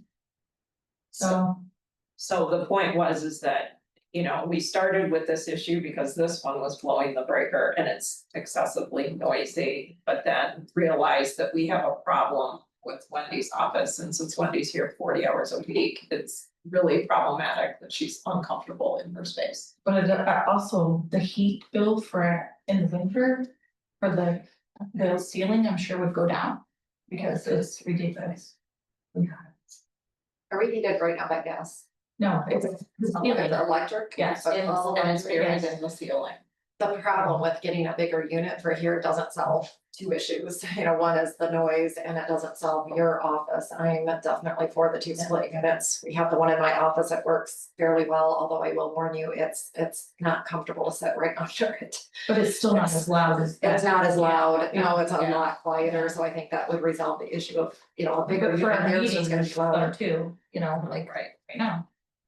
Yeah, so the reason I'm bringing this to you is at our last meeting, as a board, we approved $8,500 to address this problem. That's before we realized that fixing that is not going, and I mean, we didn't mention this to them ahead of time. They came in here and said, that is not going to address this problem. And by that time, we knew from the electrician that had visited because of the blowing of the fuses, that the whole thing, that they were same circuit, it's a big problem.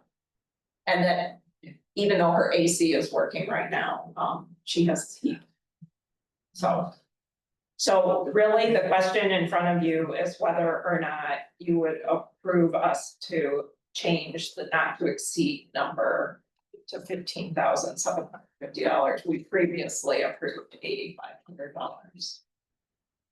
So the question is, would we approve to just go forward? Comfort Heating said that they could actually install this in 3 to 4 weeks after receipt, and there are potentially some rebates from consumers.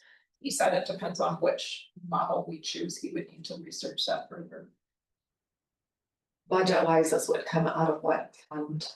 The township hall does have, it had 30,000, I guess, budgeted for any kind of township hall improvements, and I'm not sure what those were. I think originally the thought had been the door here, which is in bad shape, and I know we applied for a grant, but if we don't get the grant, we can still like fix that falling apart door. There had been talk about refurbishing the restrooms. That's what I recall. I think personally getting a system that can run so that we don't all get too hot or too cold. But it's really the cold portion right now, that we can conduct a meeting and people can still hear is very important. And then also you being comfortable in your workspace since you work the most in township hall hours of anybody. I think that's important. If I can make any recommendation, I don't know if these units have to be installed high for some reason, but just for your comfort level, if there's a way that they can install it down below so it's not blowing straight on you, it's. I think they talked about above the lights even, so they don't, nothing has to get disturbed. So you're saying you think we should check into at least options for placement on the wall? Yeah, placement on the wall, I'm thinking like a hotel room, you know, they're down low and they work just fine, the same type of unit. But there's nothing you can do to get it to not stop, you know, blowing on you when it's up high. If it's down low, you have some options. And our feet still freeze, just so you know, with the heater on, it's blowing hot air on your head, but because walls aren't insulated, our feet are under the desk and still freezing cold. So that would solve that issue too if you had it down below. Just tips from experience. Yeah, okay, So I support increasing the to 15,000. 750. 750, so we make our township all comfortable. Okay. Pretty Is basic. this the motion or consensus? I'll make it a motion. All right, so. Motion made to increase the approved amount for. Heating and AC units for the township hall main room. So $15,750. Right, and I will second that, so. When you say main room, are you including? Like, The meeting space Yeah. and the clerk's workspace, how's that? and that was technically Milnick and Milnick made the motion. And I seconded it. so not to increase to and not to exceed a 15,750. Yes. Thank you. It's been a long day for Kay. It's been a long day for me too. Perfect, so, all those in favor? Aye. Those opposed? All right, motion passes. All right, thank you. All right. Now, we are ready for Jill. Parks and Recreation 5-year plan, graphics, purchase order request. So, for townships in Michigan to be eligible for grant funding through the DNR, they are required to prepare a 5-year parks and recreation plan, and we are in the process of doing that right now as our current one expires at the end of this year. So this plan is especially useful for obtaining funds from the trust fund, the recreation passport, and land and water conservation grant funds. The 5-year plan is also used to assist townships in qualifying for other sources of local, state, federal, and private funding, and has been used in the past to secure ARPA funds, Rotary grants, and tribal grants. The deadline for this 5-year plan to be submitted to the DNR is February 1st, so it may seem far away, but that is right around the corner. Due to the extent of the work involved in creating this document, $15,000 was budgeted in our 2025-26 budget to assist in the creation, distribution, and compilation of surveys, graphic design work, and other related costs involved. Pratt saved a substantial amount of money by producing, distributing, and interpreting the public surveys in-house and as well under budget for the remaining project.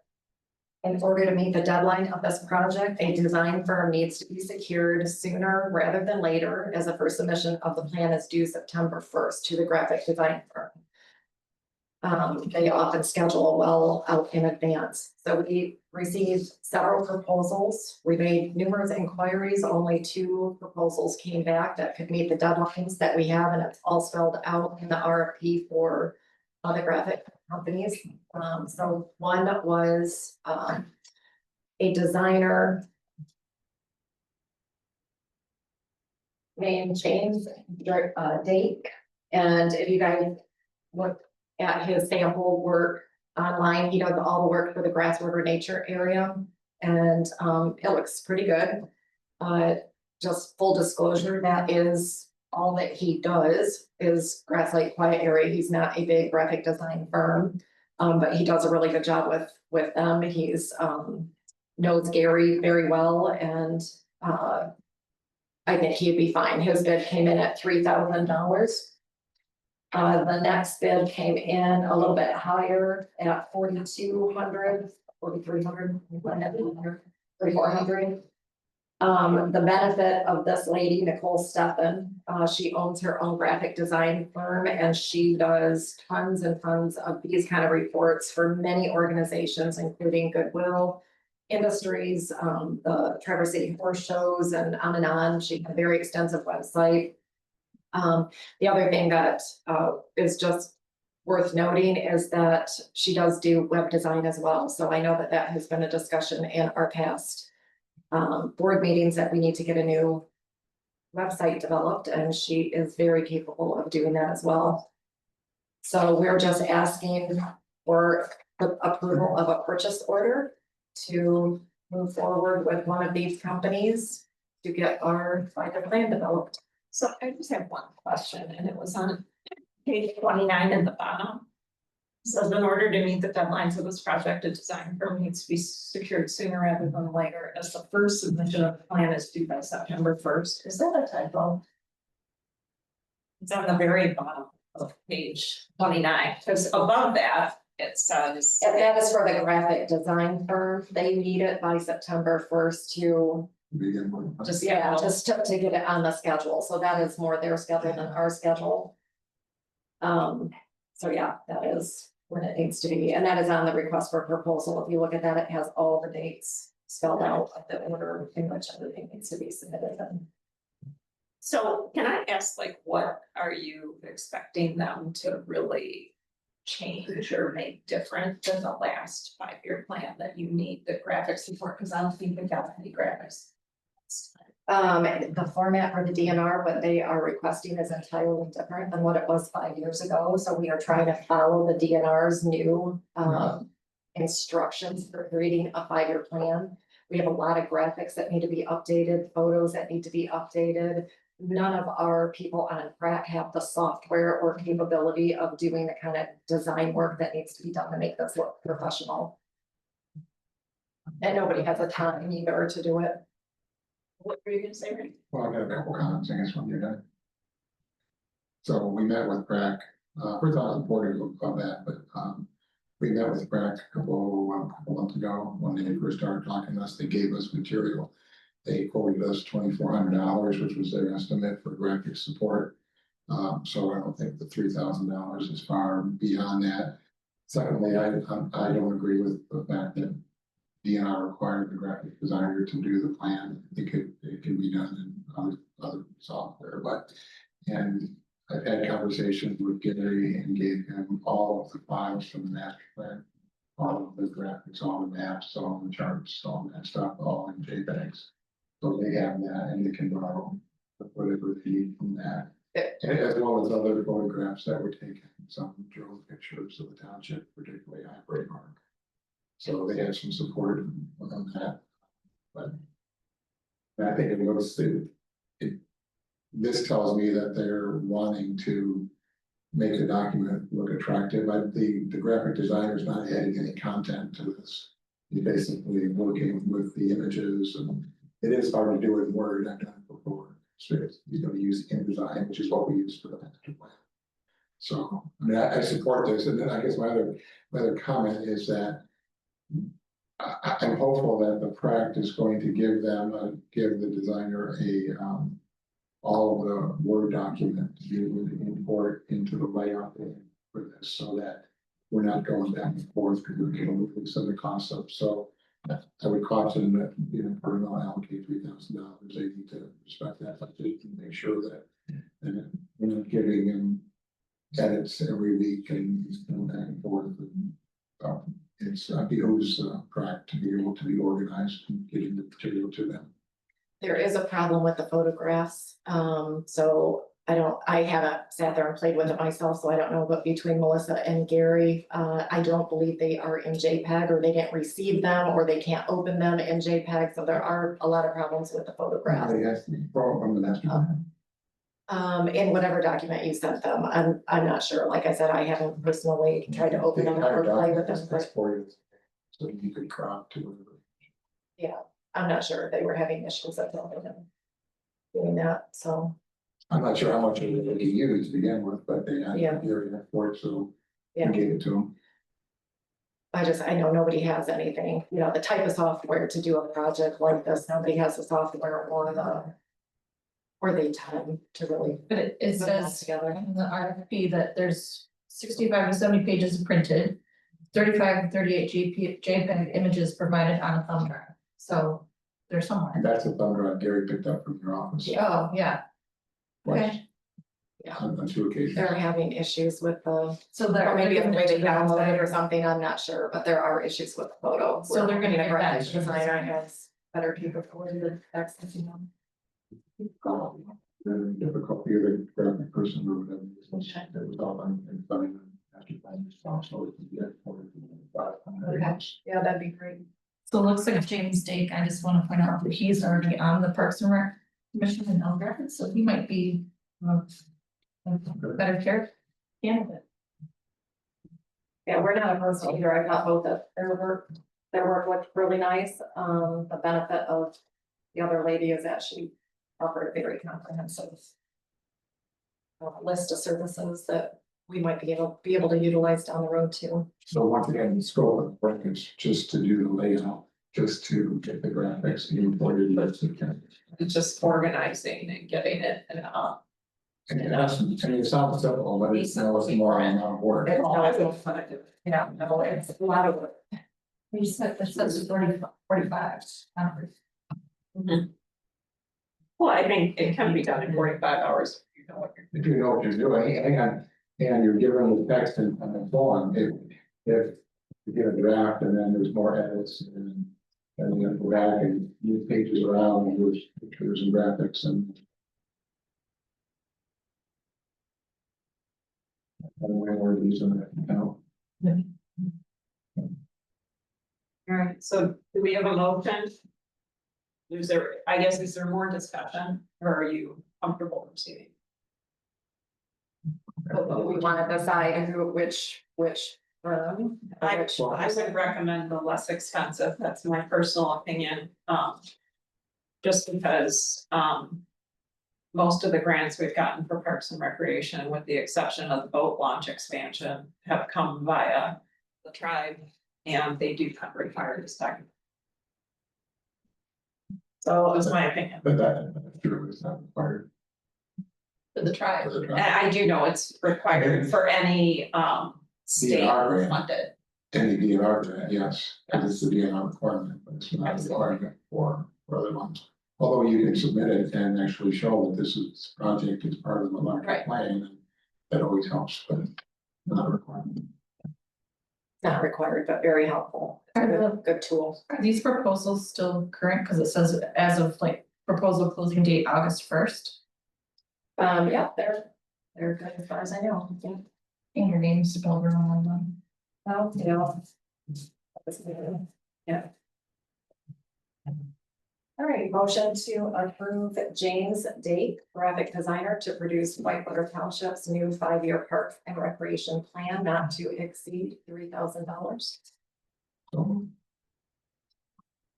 right, motion made by Kester, seconded by Milnick. All those in favor? Aye. Those opposed, unopposed, that motion passes. I have one last comment, I think it would be good for the Parks and Rec committee to check in with us prior to finalization, especially the project prioritization, so we can see what the survey results are and that kind of information. Survey results before they go on the master plan. Or on the 5-year. I just think it'd be great if they would, they can also summarize it in a memo. It would be nice for them to share that.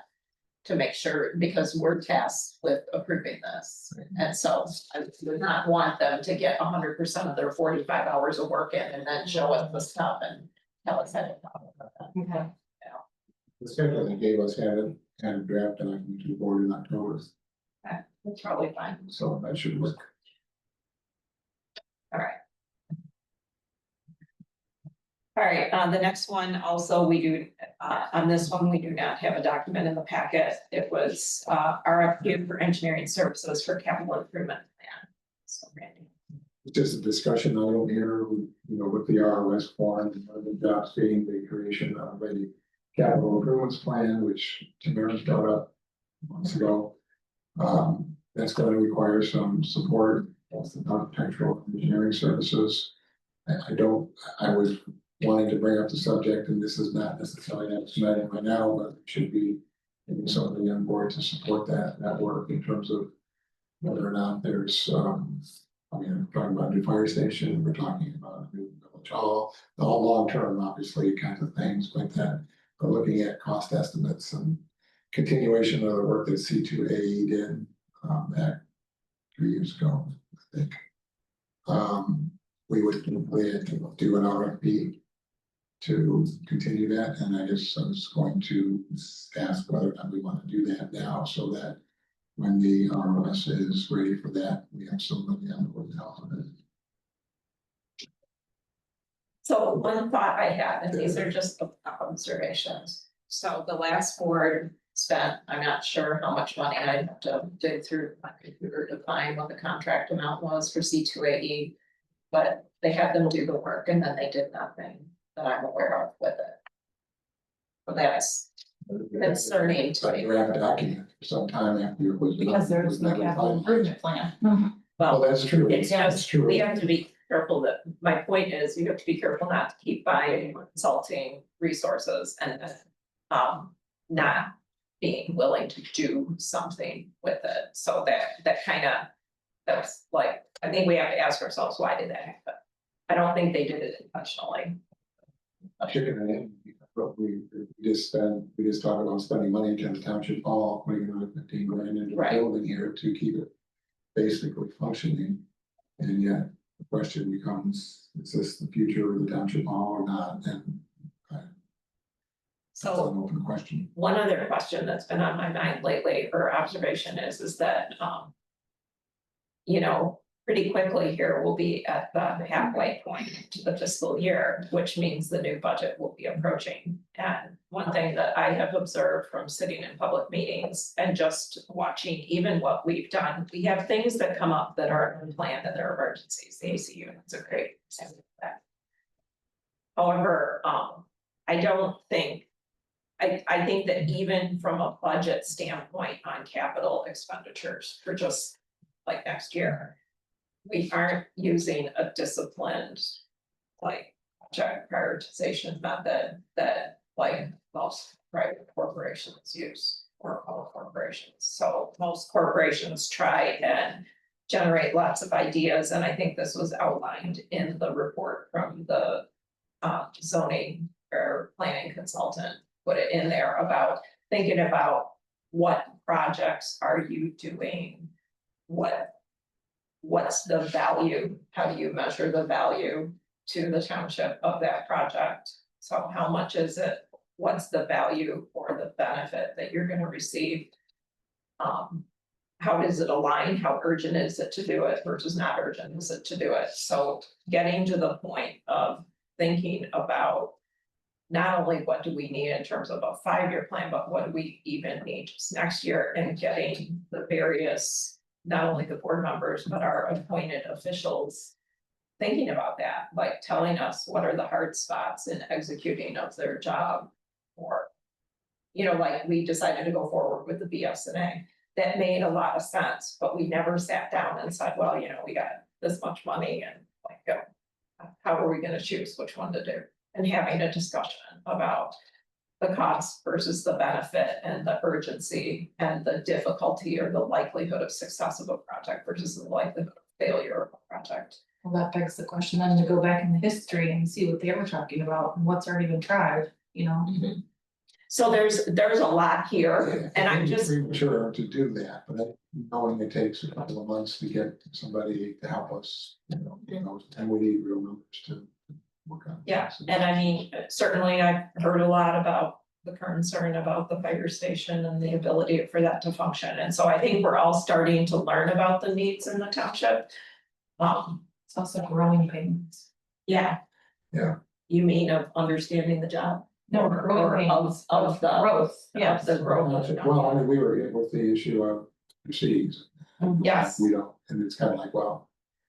What do we do with What that? do we do with that? Right. We didn't, there wasn't any readily available answer to that issue, because we didn't know. And it was an opportunity, but So I guess I would want to make sure that whoever we would hire would also help us. Get to the point of building that competency of how do you do capital planning and do it properly and thoroughly. Versus, you know, just kind of approving projects ad hoc, which is what I feel has been happening, right? right. And it's- I think that's what led to Tim originally proposing the capital improvements plan. That Yeah. was a document that not only covers roads, but it covers, you know, buildings, and it covers facilities, and it covers potentially water, sewer, to be covered, or the tribe or whatever. I don't know. There's lots of different paths that it takes, and I'm not advocating one of them. We need to study it, and we need to know where we're going. Yeah, and they came in, Cutting Hamlet came in and talked to us, and that was kind of an outgrowth of some phone calls at a short meeting that Wendy and I had. With the county when we were facing this question of Mr. C's. And I think we all started scratching our heads pretty hard regarding, you know, understanding, and I've come to appreciate how many pieces of property we do. And what is the purpose of these. Properties we own, Yeah. And what do we need by property in anticipation of other. Questions. yeah. Okay. But I agree, we need them to come in and say, this is what you need, this is where you should. That's an idea. I'm not mistaken, Grand Traverse County did an assessment of all the facilities that are just recently. Cutting Hamlet. That did it. Yeah, Okay, that kind of a specialty kind of work that. was- Kind of assesses your assets and then where you're going with it and what your needs are, your immediate needs, your future needs. Is this a one-time thing that they do, or is it Yeah. an ongoing, okay, It could be, otherwise it could be another one thing too, and I guess I think mostly. some of it moves from this plan to it moves to execution. Right, that's what they were part of, the execution part as well. So they're doing all the work with the county about moving the emergency services from downtown out, and it's not called the Fraser, isn't it? Yeah. What I thought with Fraser. Okay. So certainly there's. But it is interesting as. You know, C2AE has been the company that's been used a few times here. and do they come in after like the ROS and the planning commission gets kind of the ball rolling and has a plan in I place? mean, it's been, the process of doing the capital improvements plan has been delegated to the planning commission and turned to the ROS, so that we need. For that plan to have any meaning and weight, it has to be based on real numbers and real options that are identified and some sort of vision for what the township's gonna be like in 20 years. You have any idea what it would cost? No idea. So we could certainly look at what was the work scope that C2AE did. And, you know, it's And we can, I a few mean, years old and then at what price, but. I don't know what direction the township gave them either in doing that study. Was that, you know, I mean, the consultant's only gonna do what you hire him to do. They're not, yes, expect them to do things that they're not hired to do. I can probably find the contract. This Pop left me a whole folder full of contracts. And I'm sure the clerk's office could find it. I have a file of C2AE recommendations, Or even the clerk's office. So or there has just your been, space to improve. there has been stuff, yeah, done for this township hall. So So I guess the question was, this really is the time to do an RFP, or should we wait? Or should we wait longer? could you explain to me the difference between an RFP and an Oh. RFQ? Sure, a RFP is you define the scope of work that you want to have done. And a time frame, and then, a consultant gives you their cost to do that. You're asking for a proposal from them. And they might also give you the qualifications as well, but they're giving you a proposal to do a specific job, and it's up to you to define what the qualification or what that scope of work is. If you do a qualification-based selection, then you're looking for qualifications first, and then you work with the consultant to come up with this work scope together. Does that lead to an RFQ eventually? Well, then, if you select somebody, then you ask them for your proposal to give us, we agree on this work scope, you can do this with this time frame, what does it cost? And there's only three things that matter in a contract. It's the scope of work, it's the schedule, and it's the cost. So that's where the proposal part comes in. So are you saying you do an RFP, you ask for proposals, say 5 people give you proposals, and then you choose? We asked for qualifications, like we did with the planning consultant, we asked for Yeah. qualifications, we didn't know exactly how we were gonna. With the zoning, we kind of knew, but we didn't have. Details, and we said, give us a proposal. And they did that, and we accepted it. With a schedule and cost. And the process. That was just for evaluating zoning ordinance. So Yeah, that was a that's what we small, heard. that was a small project. Now we passed that point, and now we're going to a actual next step, which is looking at the priority items. And so they gave us a cost for $3,000 to do the review of the deficiencies in the zoning ordinance. Basically backing up what was in the master plan, and now we're moving on to picking up the issues according to the priorities that the planning commission selected. So this doesn't sound like competitive sealed bid to me. This sounds like choose the proposal you feel best fits your needs, Basically hiring that firm that's most qualified. right? So does that play different with our financial policy? Well, if you want to do a proposal, then that means you have to put the work scope together so that everyone's bidding on the same thing. And it's harder to do that with professional services. Yeah. Because you might do a work scope and then say, well, this is what we think we need, this many meetings, this many draft documents, this final document, then you become a little bit more challenged by that part.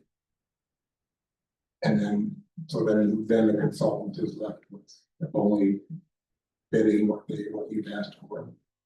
Not that it's get the benefit of their knowledge of what they've done elsewhere.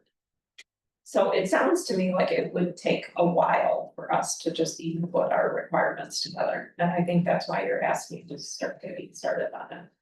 Right? Yeah, I mean, it's gonna take some time to do it. Because I'm sure you don't want to just give them this scope. You want to probably itemize the items that you want them to focus on. So we wanna select a firm that we think we can work with, that's gonna be, and we check the references and this is what we did with the planning consultant. Did they work well with each thing? Yeah. Was it? Did they finish on time? Did they finish? Did you get what you thought you would get? Provide the deliverables when you said you would. Responsive to edits to things where so.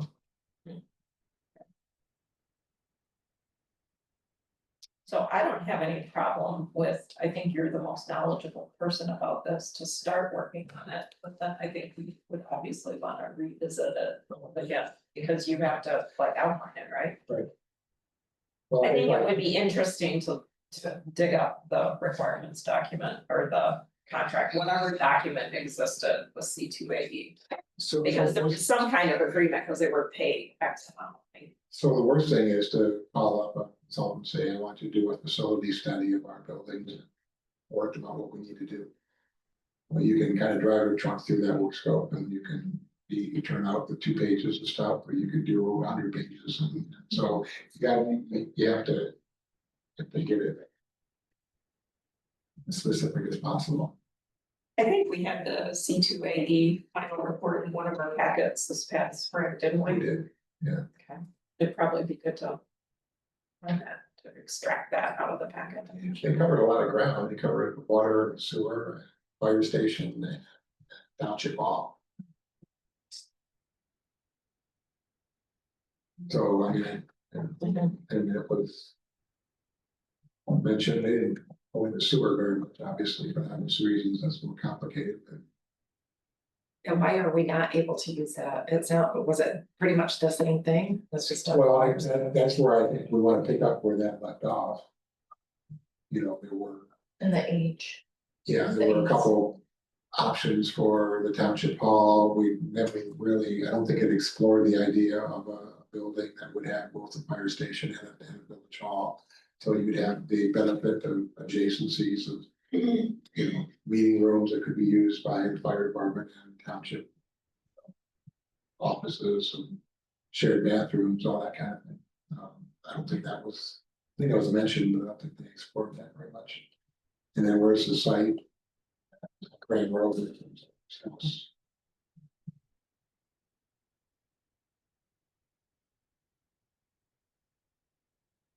So I guess, what's the next step? It sounds to me like we should I'll take a shot at take writing in it a up. month. Yeah, I don't think it's too urgent, but I don't want to get too far. And never Okay. mind, I don't want to get too far behind the 3 months. And I know there's a lot of balls in the air right now with everything going on.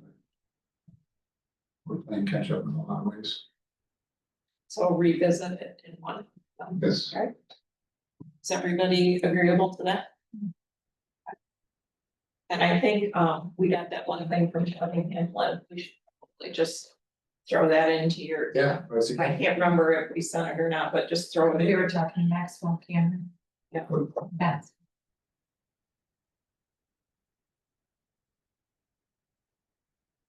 We can just send that to everybody, which is. That was kind of a.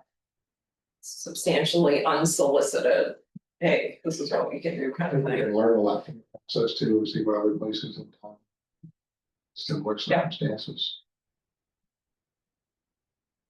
All right, the last item I had under new business was the abandonment of the common area. So this is something, Wendy, you were gonna share with us. Go ahead.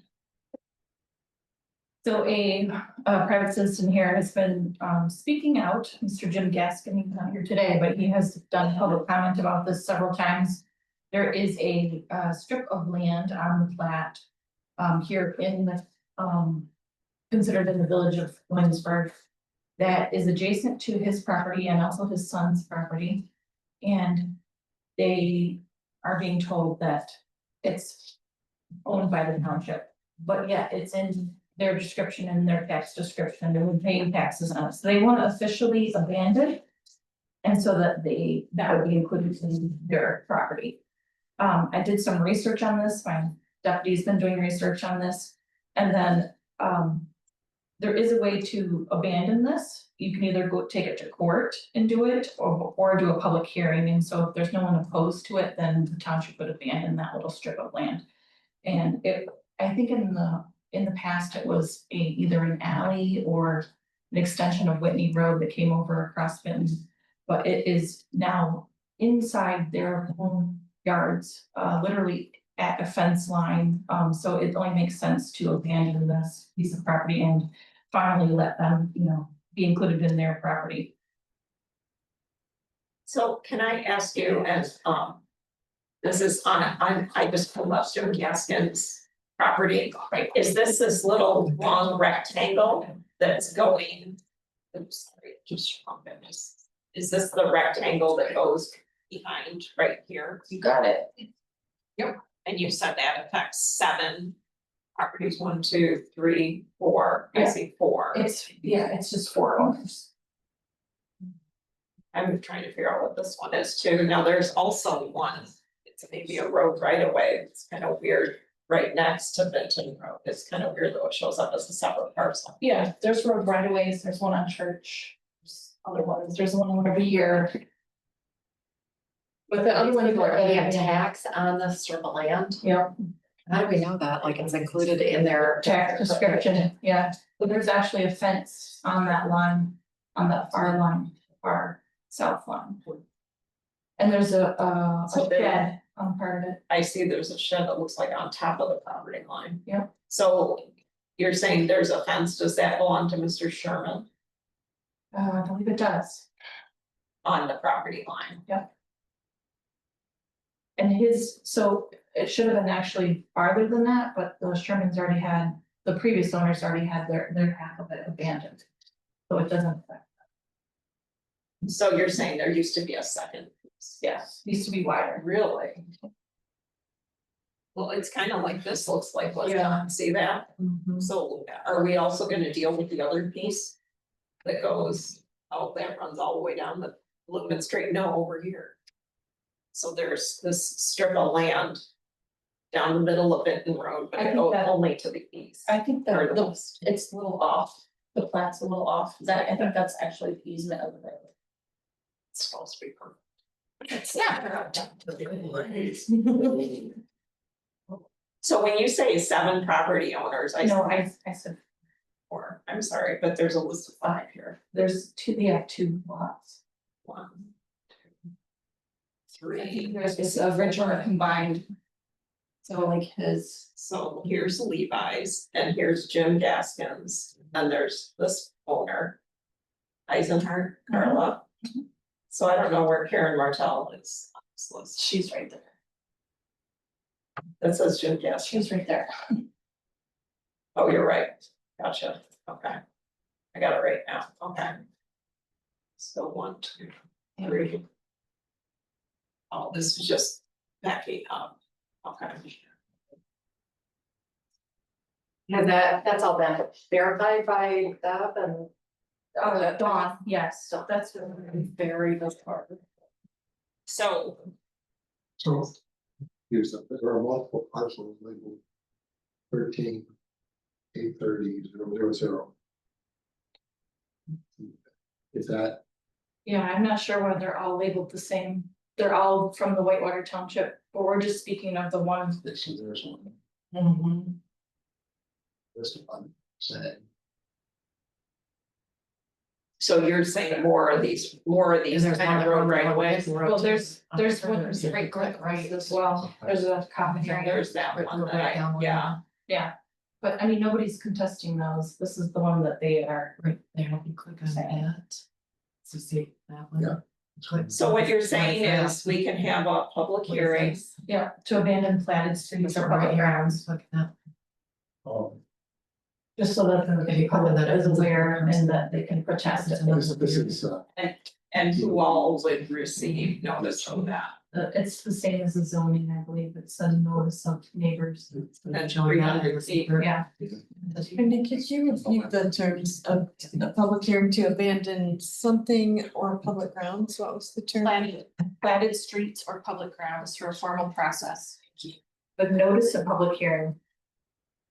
So I think it's a great idea to have a public hearing. I do wonder if we need to consult with our attorney before we go to that point. Like, is there anything else to double check?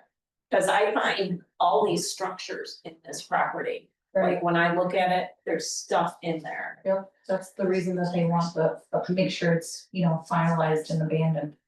Cause they feel like it was already part of their property.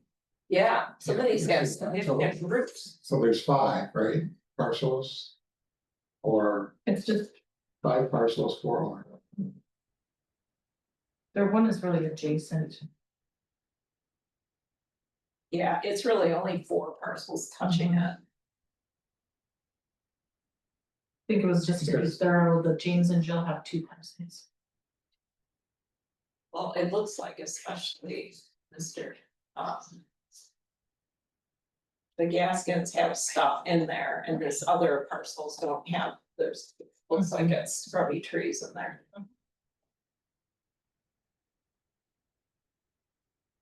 So I'm just wondering if we need a quick call to our attorney to just say.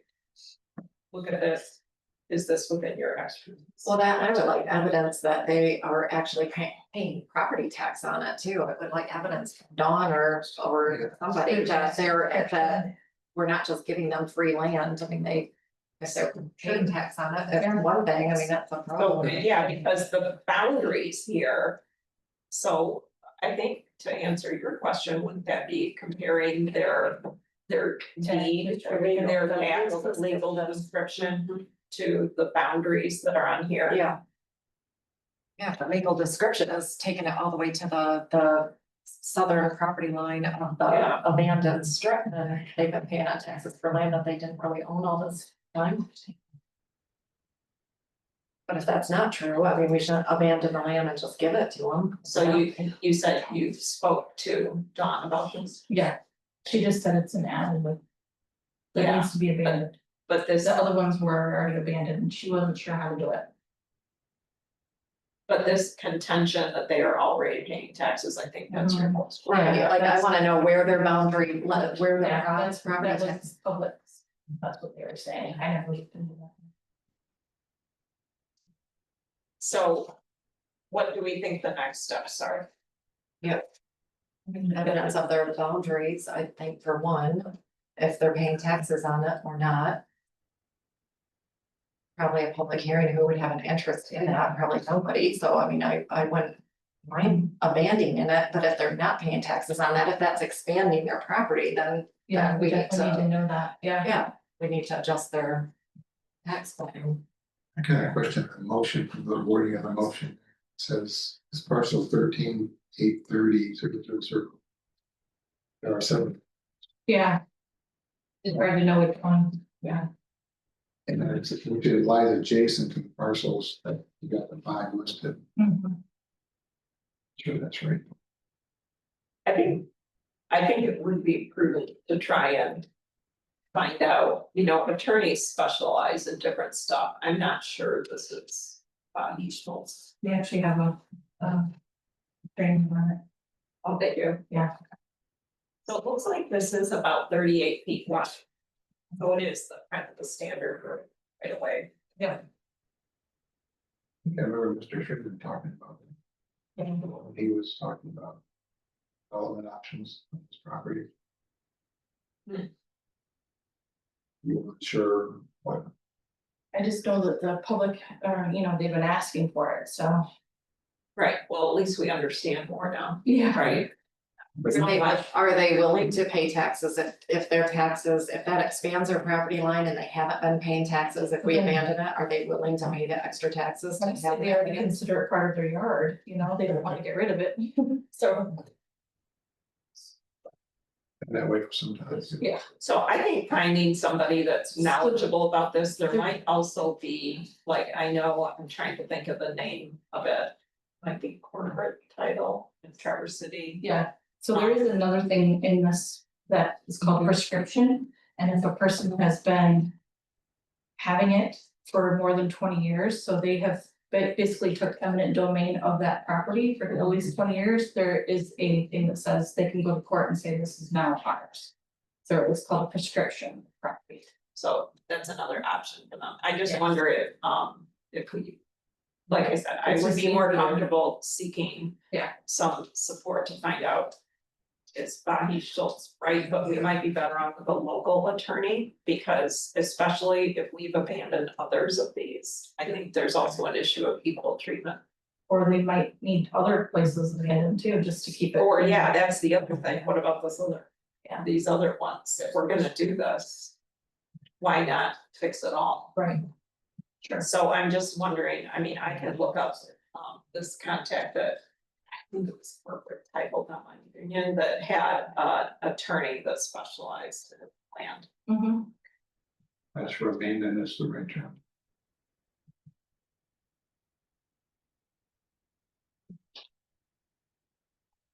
Okay, so we'll bring this back. This is coming back in a month or in. I don't think we'll have the information by the packet due date of next Monday. Probably not. Okay. So this is.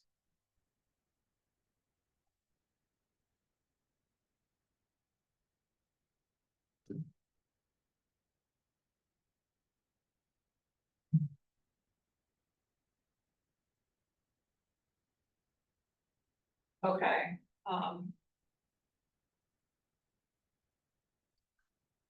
So tabled items, today we tabled the discussion about the civil infraction. Public hearing until And we, that was the 28th, right? Yeah.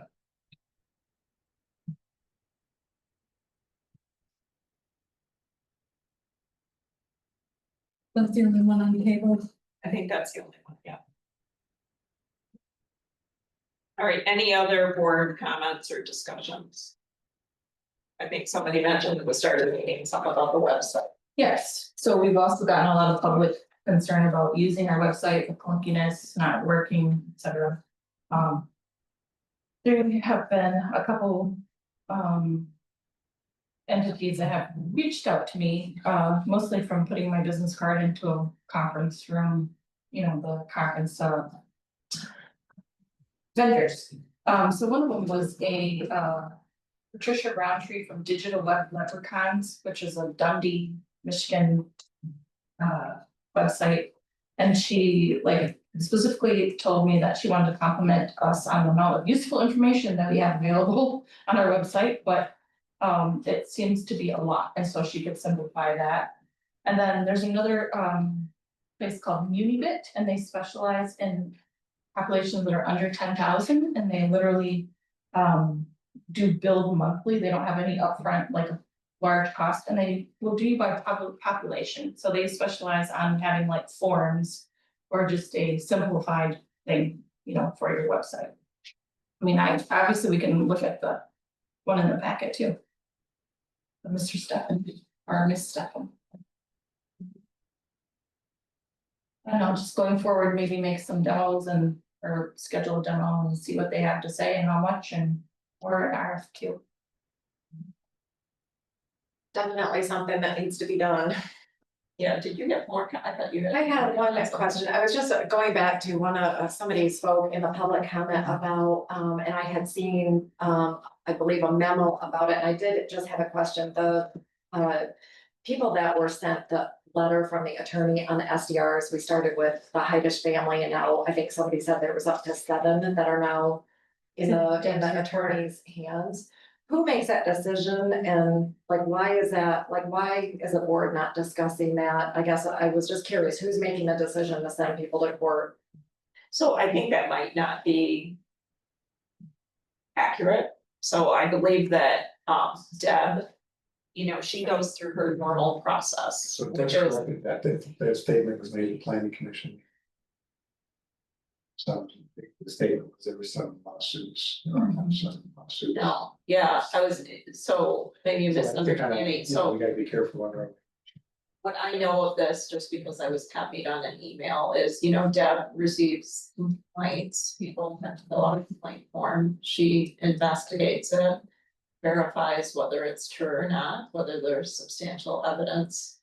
And then she contacts the property owner, and by contacts, I mean she verbally, she looks at the property, she sends them a letter.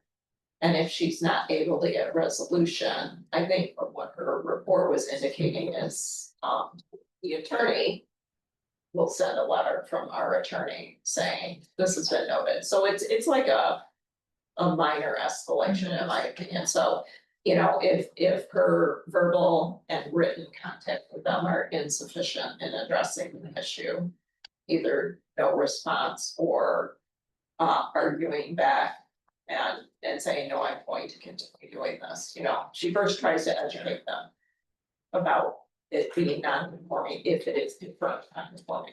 So if it gets to that point, she has exhausted her way of doing this, then she can have the attorney pen them a letter. She provides the evidence to the attorney, and then they write a specific letter to the property owner. So it's my understanding that's what she has done, is taken that next step with the attorney. And she has full discretion to do that without the board's decision. I mean, that's costing money, and I'm just curious, it just seems like we should know about those before she's. There's an sending them. enforcement policy.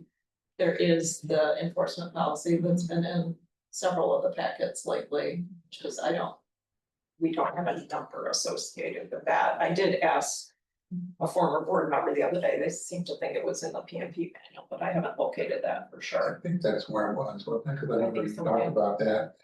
If there was a manual that guides the actions. So- Yeah, and yeah, it's basically the instructions to the zoning administrator as to how to deal What's the with, priority?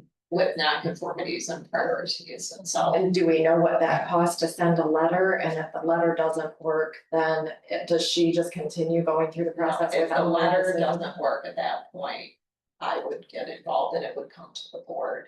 Like, for example, a year ago, that's when the situation on Elf Lake Trail with Ms. Heidish came up, and there was a board action and a vote to proceed to court filings at that point, but then there was protracted delays. I can't tell you all the reasons for that, such that the filing just took like a long time. I'm not saying that's normal or to be expected.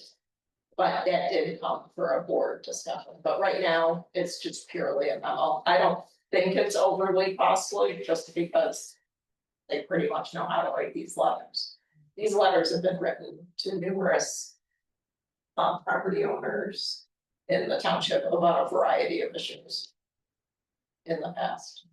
So with that PMP manual that describes the steps that Debs takes when she gets complaints. I would have to review that again. I have That's what it reviewed it was. a few times when we had discussions about things. I've also heard her say that she has way too many permits and she does not look after everything. And she doesn't, unless people are getting squeaky, Yes. she just doesn't have the time. Well, I think she has received more complaints lately, as people said. And I did have one other question, again, it was prompted by somebody that made a public comment today that there was an ROS, the ROS was announced today at the PC meeting. The planning commission And- shows the RS members today. All right, and are the board members or the public going to get any kind of summary or synopsis of why people were picked, like what the background was, or? Conversation at the planning commission, discussing all people that have submitted, every planning commission member indicated their preferences and the sum total of the decisions made. And that was all discussed at this morning's meeting? Right. Okay, was that recorded by any chance? It's recorded on Zoom, of course, and the minutes will be available. Okay, And how many were chosen again? Was it 5? There are 2 members of the planning commission, 1 of the general, and then 2 alternates choice. I don't have any more surprises, I can't take that. Can I ask a question? Randy, in the minutes, are you asking or suggesting each PC member's comments for each candidate be included in that? Am I asking that? No, I guess. Expecting that, you said that would be- I would ask you to do the minutes that if you would always Okay. do that. Very good, thanks. That's my expectation too. And it is recorded. Soon, audio. That was a good hour discussion. These would be good. Yes. At least. At least. Okay, any other further board comments?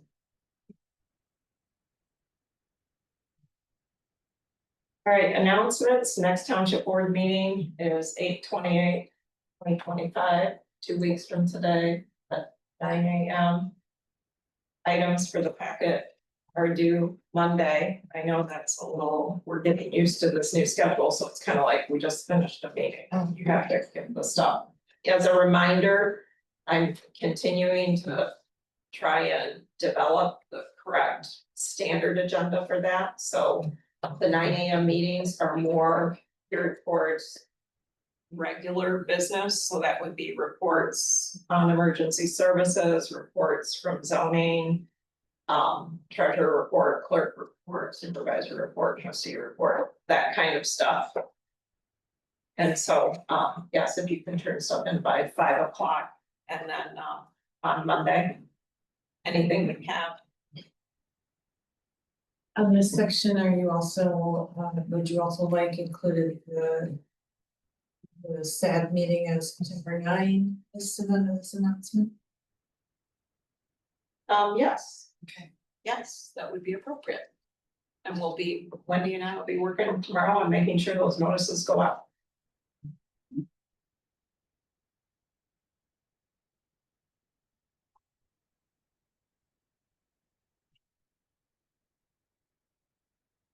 All right, everybody okay proceeding at this point? So we're back to public comment again. So same rules apply. So who would like to make a comment?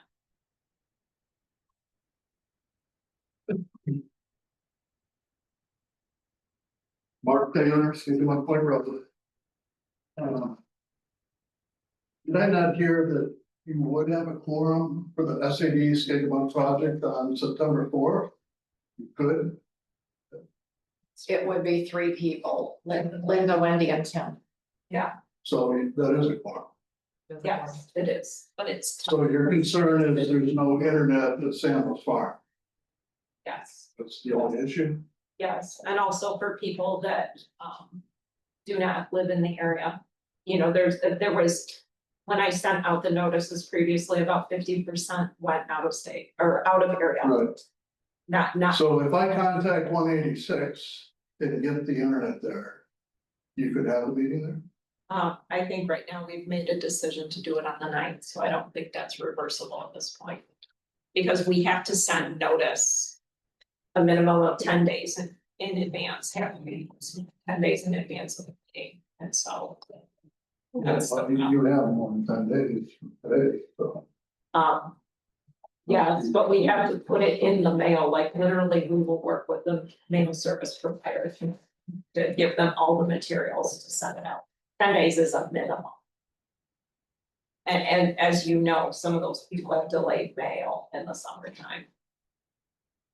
You know what I mean? Like a lot of people, if they're forwarding their So mail. you want all the Skidmore pointers to drive 16 miles, so. Yeah, It's here, right? You said- no, we decided to do it at East Bay to just make sure. We have to make sure Make sure what, that everybody can hear. so why not hear it? I'm concerned that it's not big enough, it's too many property owners. You know, if we delay it and then we have a problem executing the project, to me, the risk is greater than the benefit. I'm just speaking for myself, we all voted on that. But if your only concern is internet, and I can get internet on the 9th at Samuel's Farm. So our people don't have to drive all the way across town through that construction, rush hour traffic.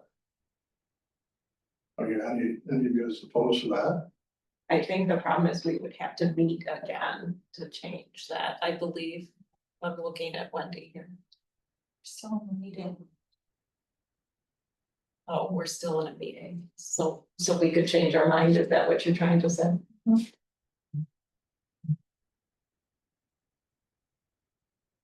Well, learned about 186 and whatever internet company we. It's like up in the air. I mean.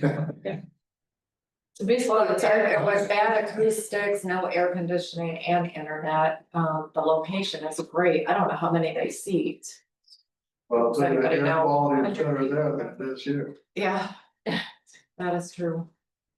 so. I'm just saying, consider it, and if I can get back with you on Monday about 186. And if they say yay or nay, then you guys can. We can research that, but I believe we would have to reconvene the board, which would be 20, okay. Then that's too late, because it's the dates are That's just. not a big deal. I probably at that special meeting, just decide where it's gonna be at. Yep. You Could can be make the a phone second call. public hearing. Yeah, and that's a good. There you go. I mean, we could consider that for our second public hearing if we can. If we can get that organized. But in the shortness of time, in order not to derail the project, that's why we made the decision. All right, thanks. Anybody else have a public comment?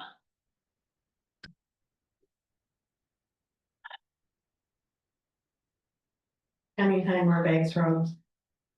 As most of you know, when I'm not in Williamsburg working on our tree farm, I'm downstate. In Monroe, which is 20 miles from the Ohio line.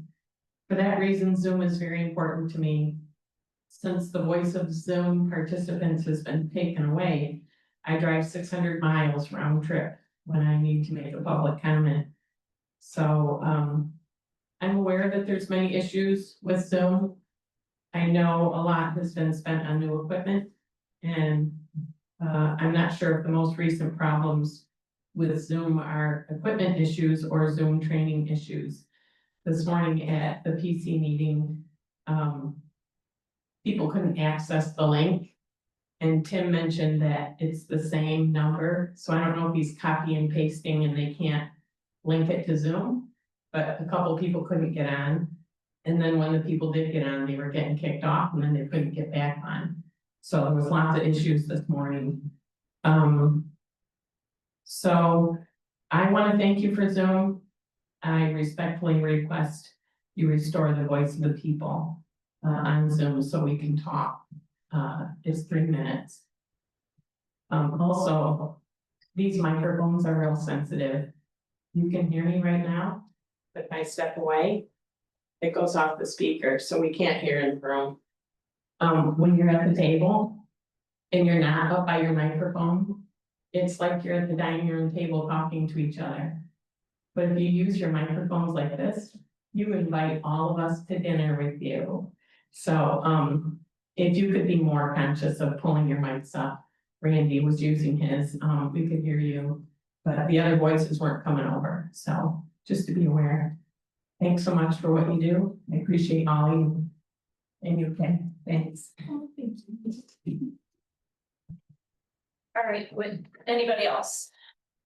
Yeah, Randy. Hey, I just wanted to say, and everybody knows this, our lawyer sucks, whoever our township lawyer, this firm. They've hated him for years and years, they've hated this lawyer. And I just wish somehow we could get something together to find a new lawyer, somebody more local. Some rural, some lawyer that understands what we deal with here. And the ridiculousness, it seems like comes out of there and we just toss them money and toss them money. And also thank you for Zoom. It's very appreciated you might only have 3 people today, but those people wanted to be here.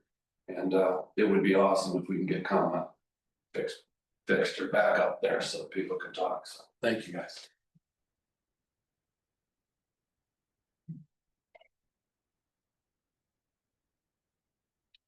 Kim Angus, 5101 Brownberg. I tried to be real clear in my public comment, and I apologize if I wasn't able to clarify enough. The moratorium I'm talking about. There's a very specific reason for that. If we have things that we're cleaning are on the books, and Deb is going out and she's receiving letters and she's following through and she's following the process, and that's nothing against Deb, that's what she's supposed to do. You're kind of throwing her under the bus and throwing us under the bus with her. Because if we're not continuing through with that process without a moratorium, anyone out here that's having a problem can sue the township for not continuing to bring up court cases. Specifically what I was talking about was Deb's ZA report, which lists, and I'll be specific this time so it isn't misconstrued. Elk Lake, there's 1 awaiting trial. Idle Lake, there are 3 new complaints. They have been sent to the attorney for further steps. Fairview, they've been sent to the attorney, 1, sent to the attorney for further steps. 2 on Church Street, sent to the attorney for further steps. So I'm not saying we have 3 lawsuits going forward. We have 7 properties in the process, the natural outcome of which is lawsuits. They are in the early steps, one's waiting for a trial, but the rest of them are in the early steps. But that's where we're headed. And we're multiplying exponentially every month. it's obvious that we need more time to address this. Ordinances are not quick, they're not meant to be a quick process. They're meant to be slow, they're meant to drag on, they're meant to garner as much community input as possible. The process is intentionally slow, but we have something that's moving a lot faster. And we're gonna get run over by this train if we don't give ourselves some time to work with it. So that was my request, and I wanted to be real clear, it's in the PC packet under Deb's ZA report. It shocked me when I actually started telling them about, so it's 7 that are somewhere in the process. Thank you.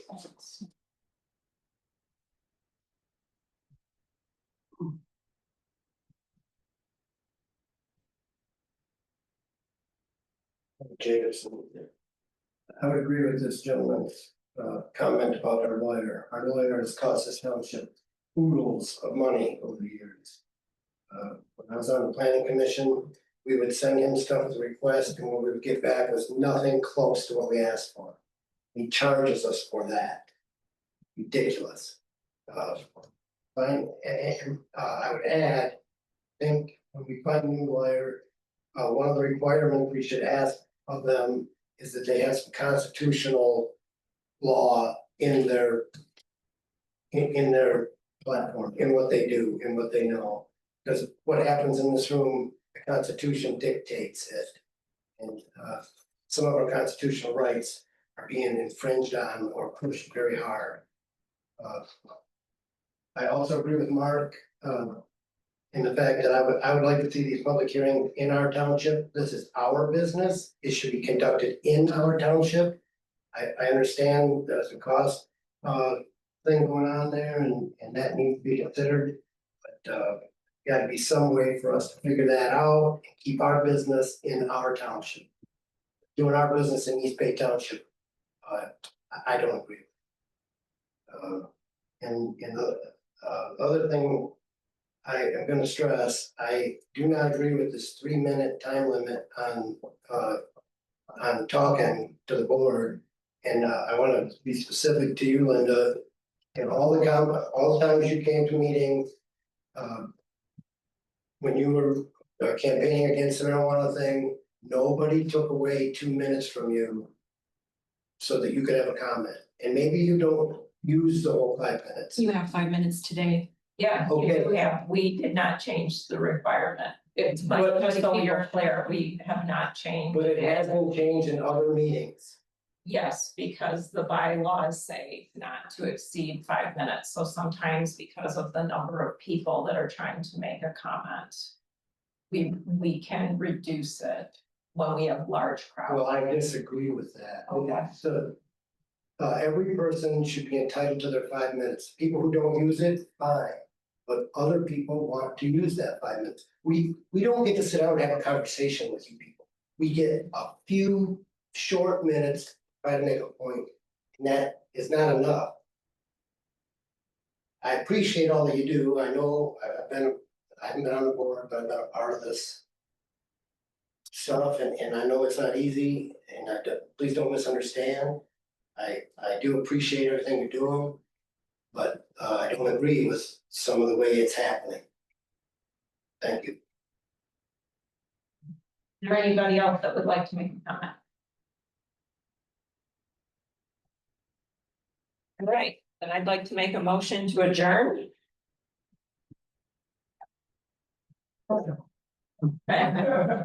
Seconded by Oksana, all those in favor? Aye.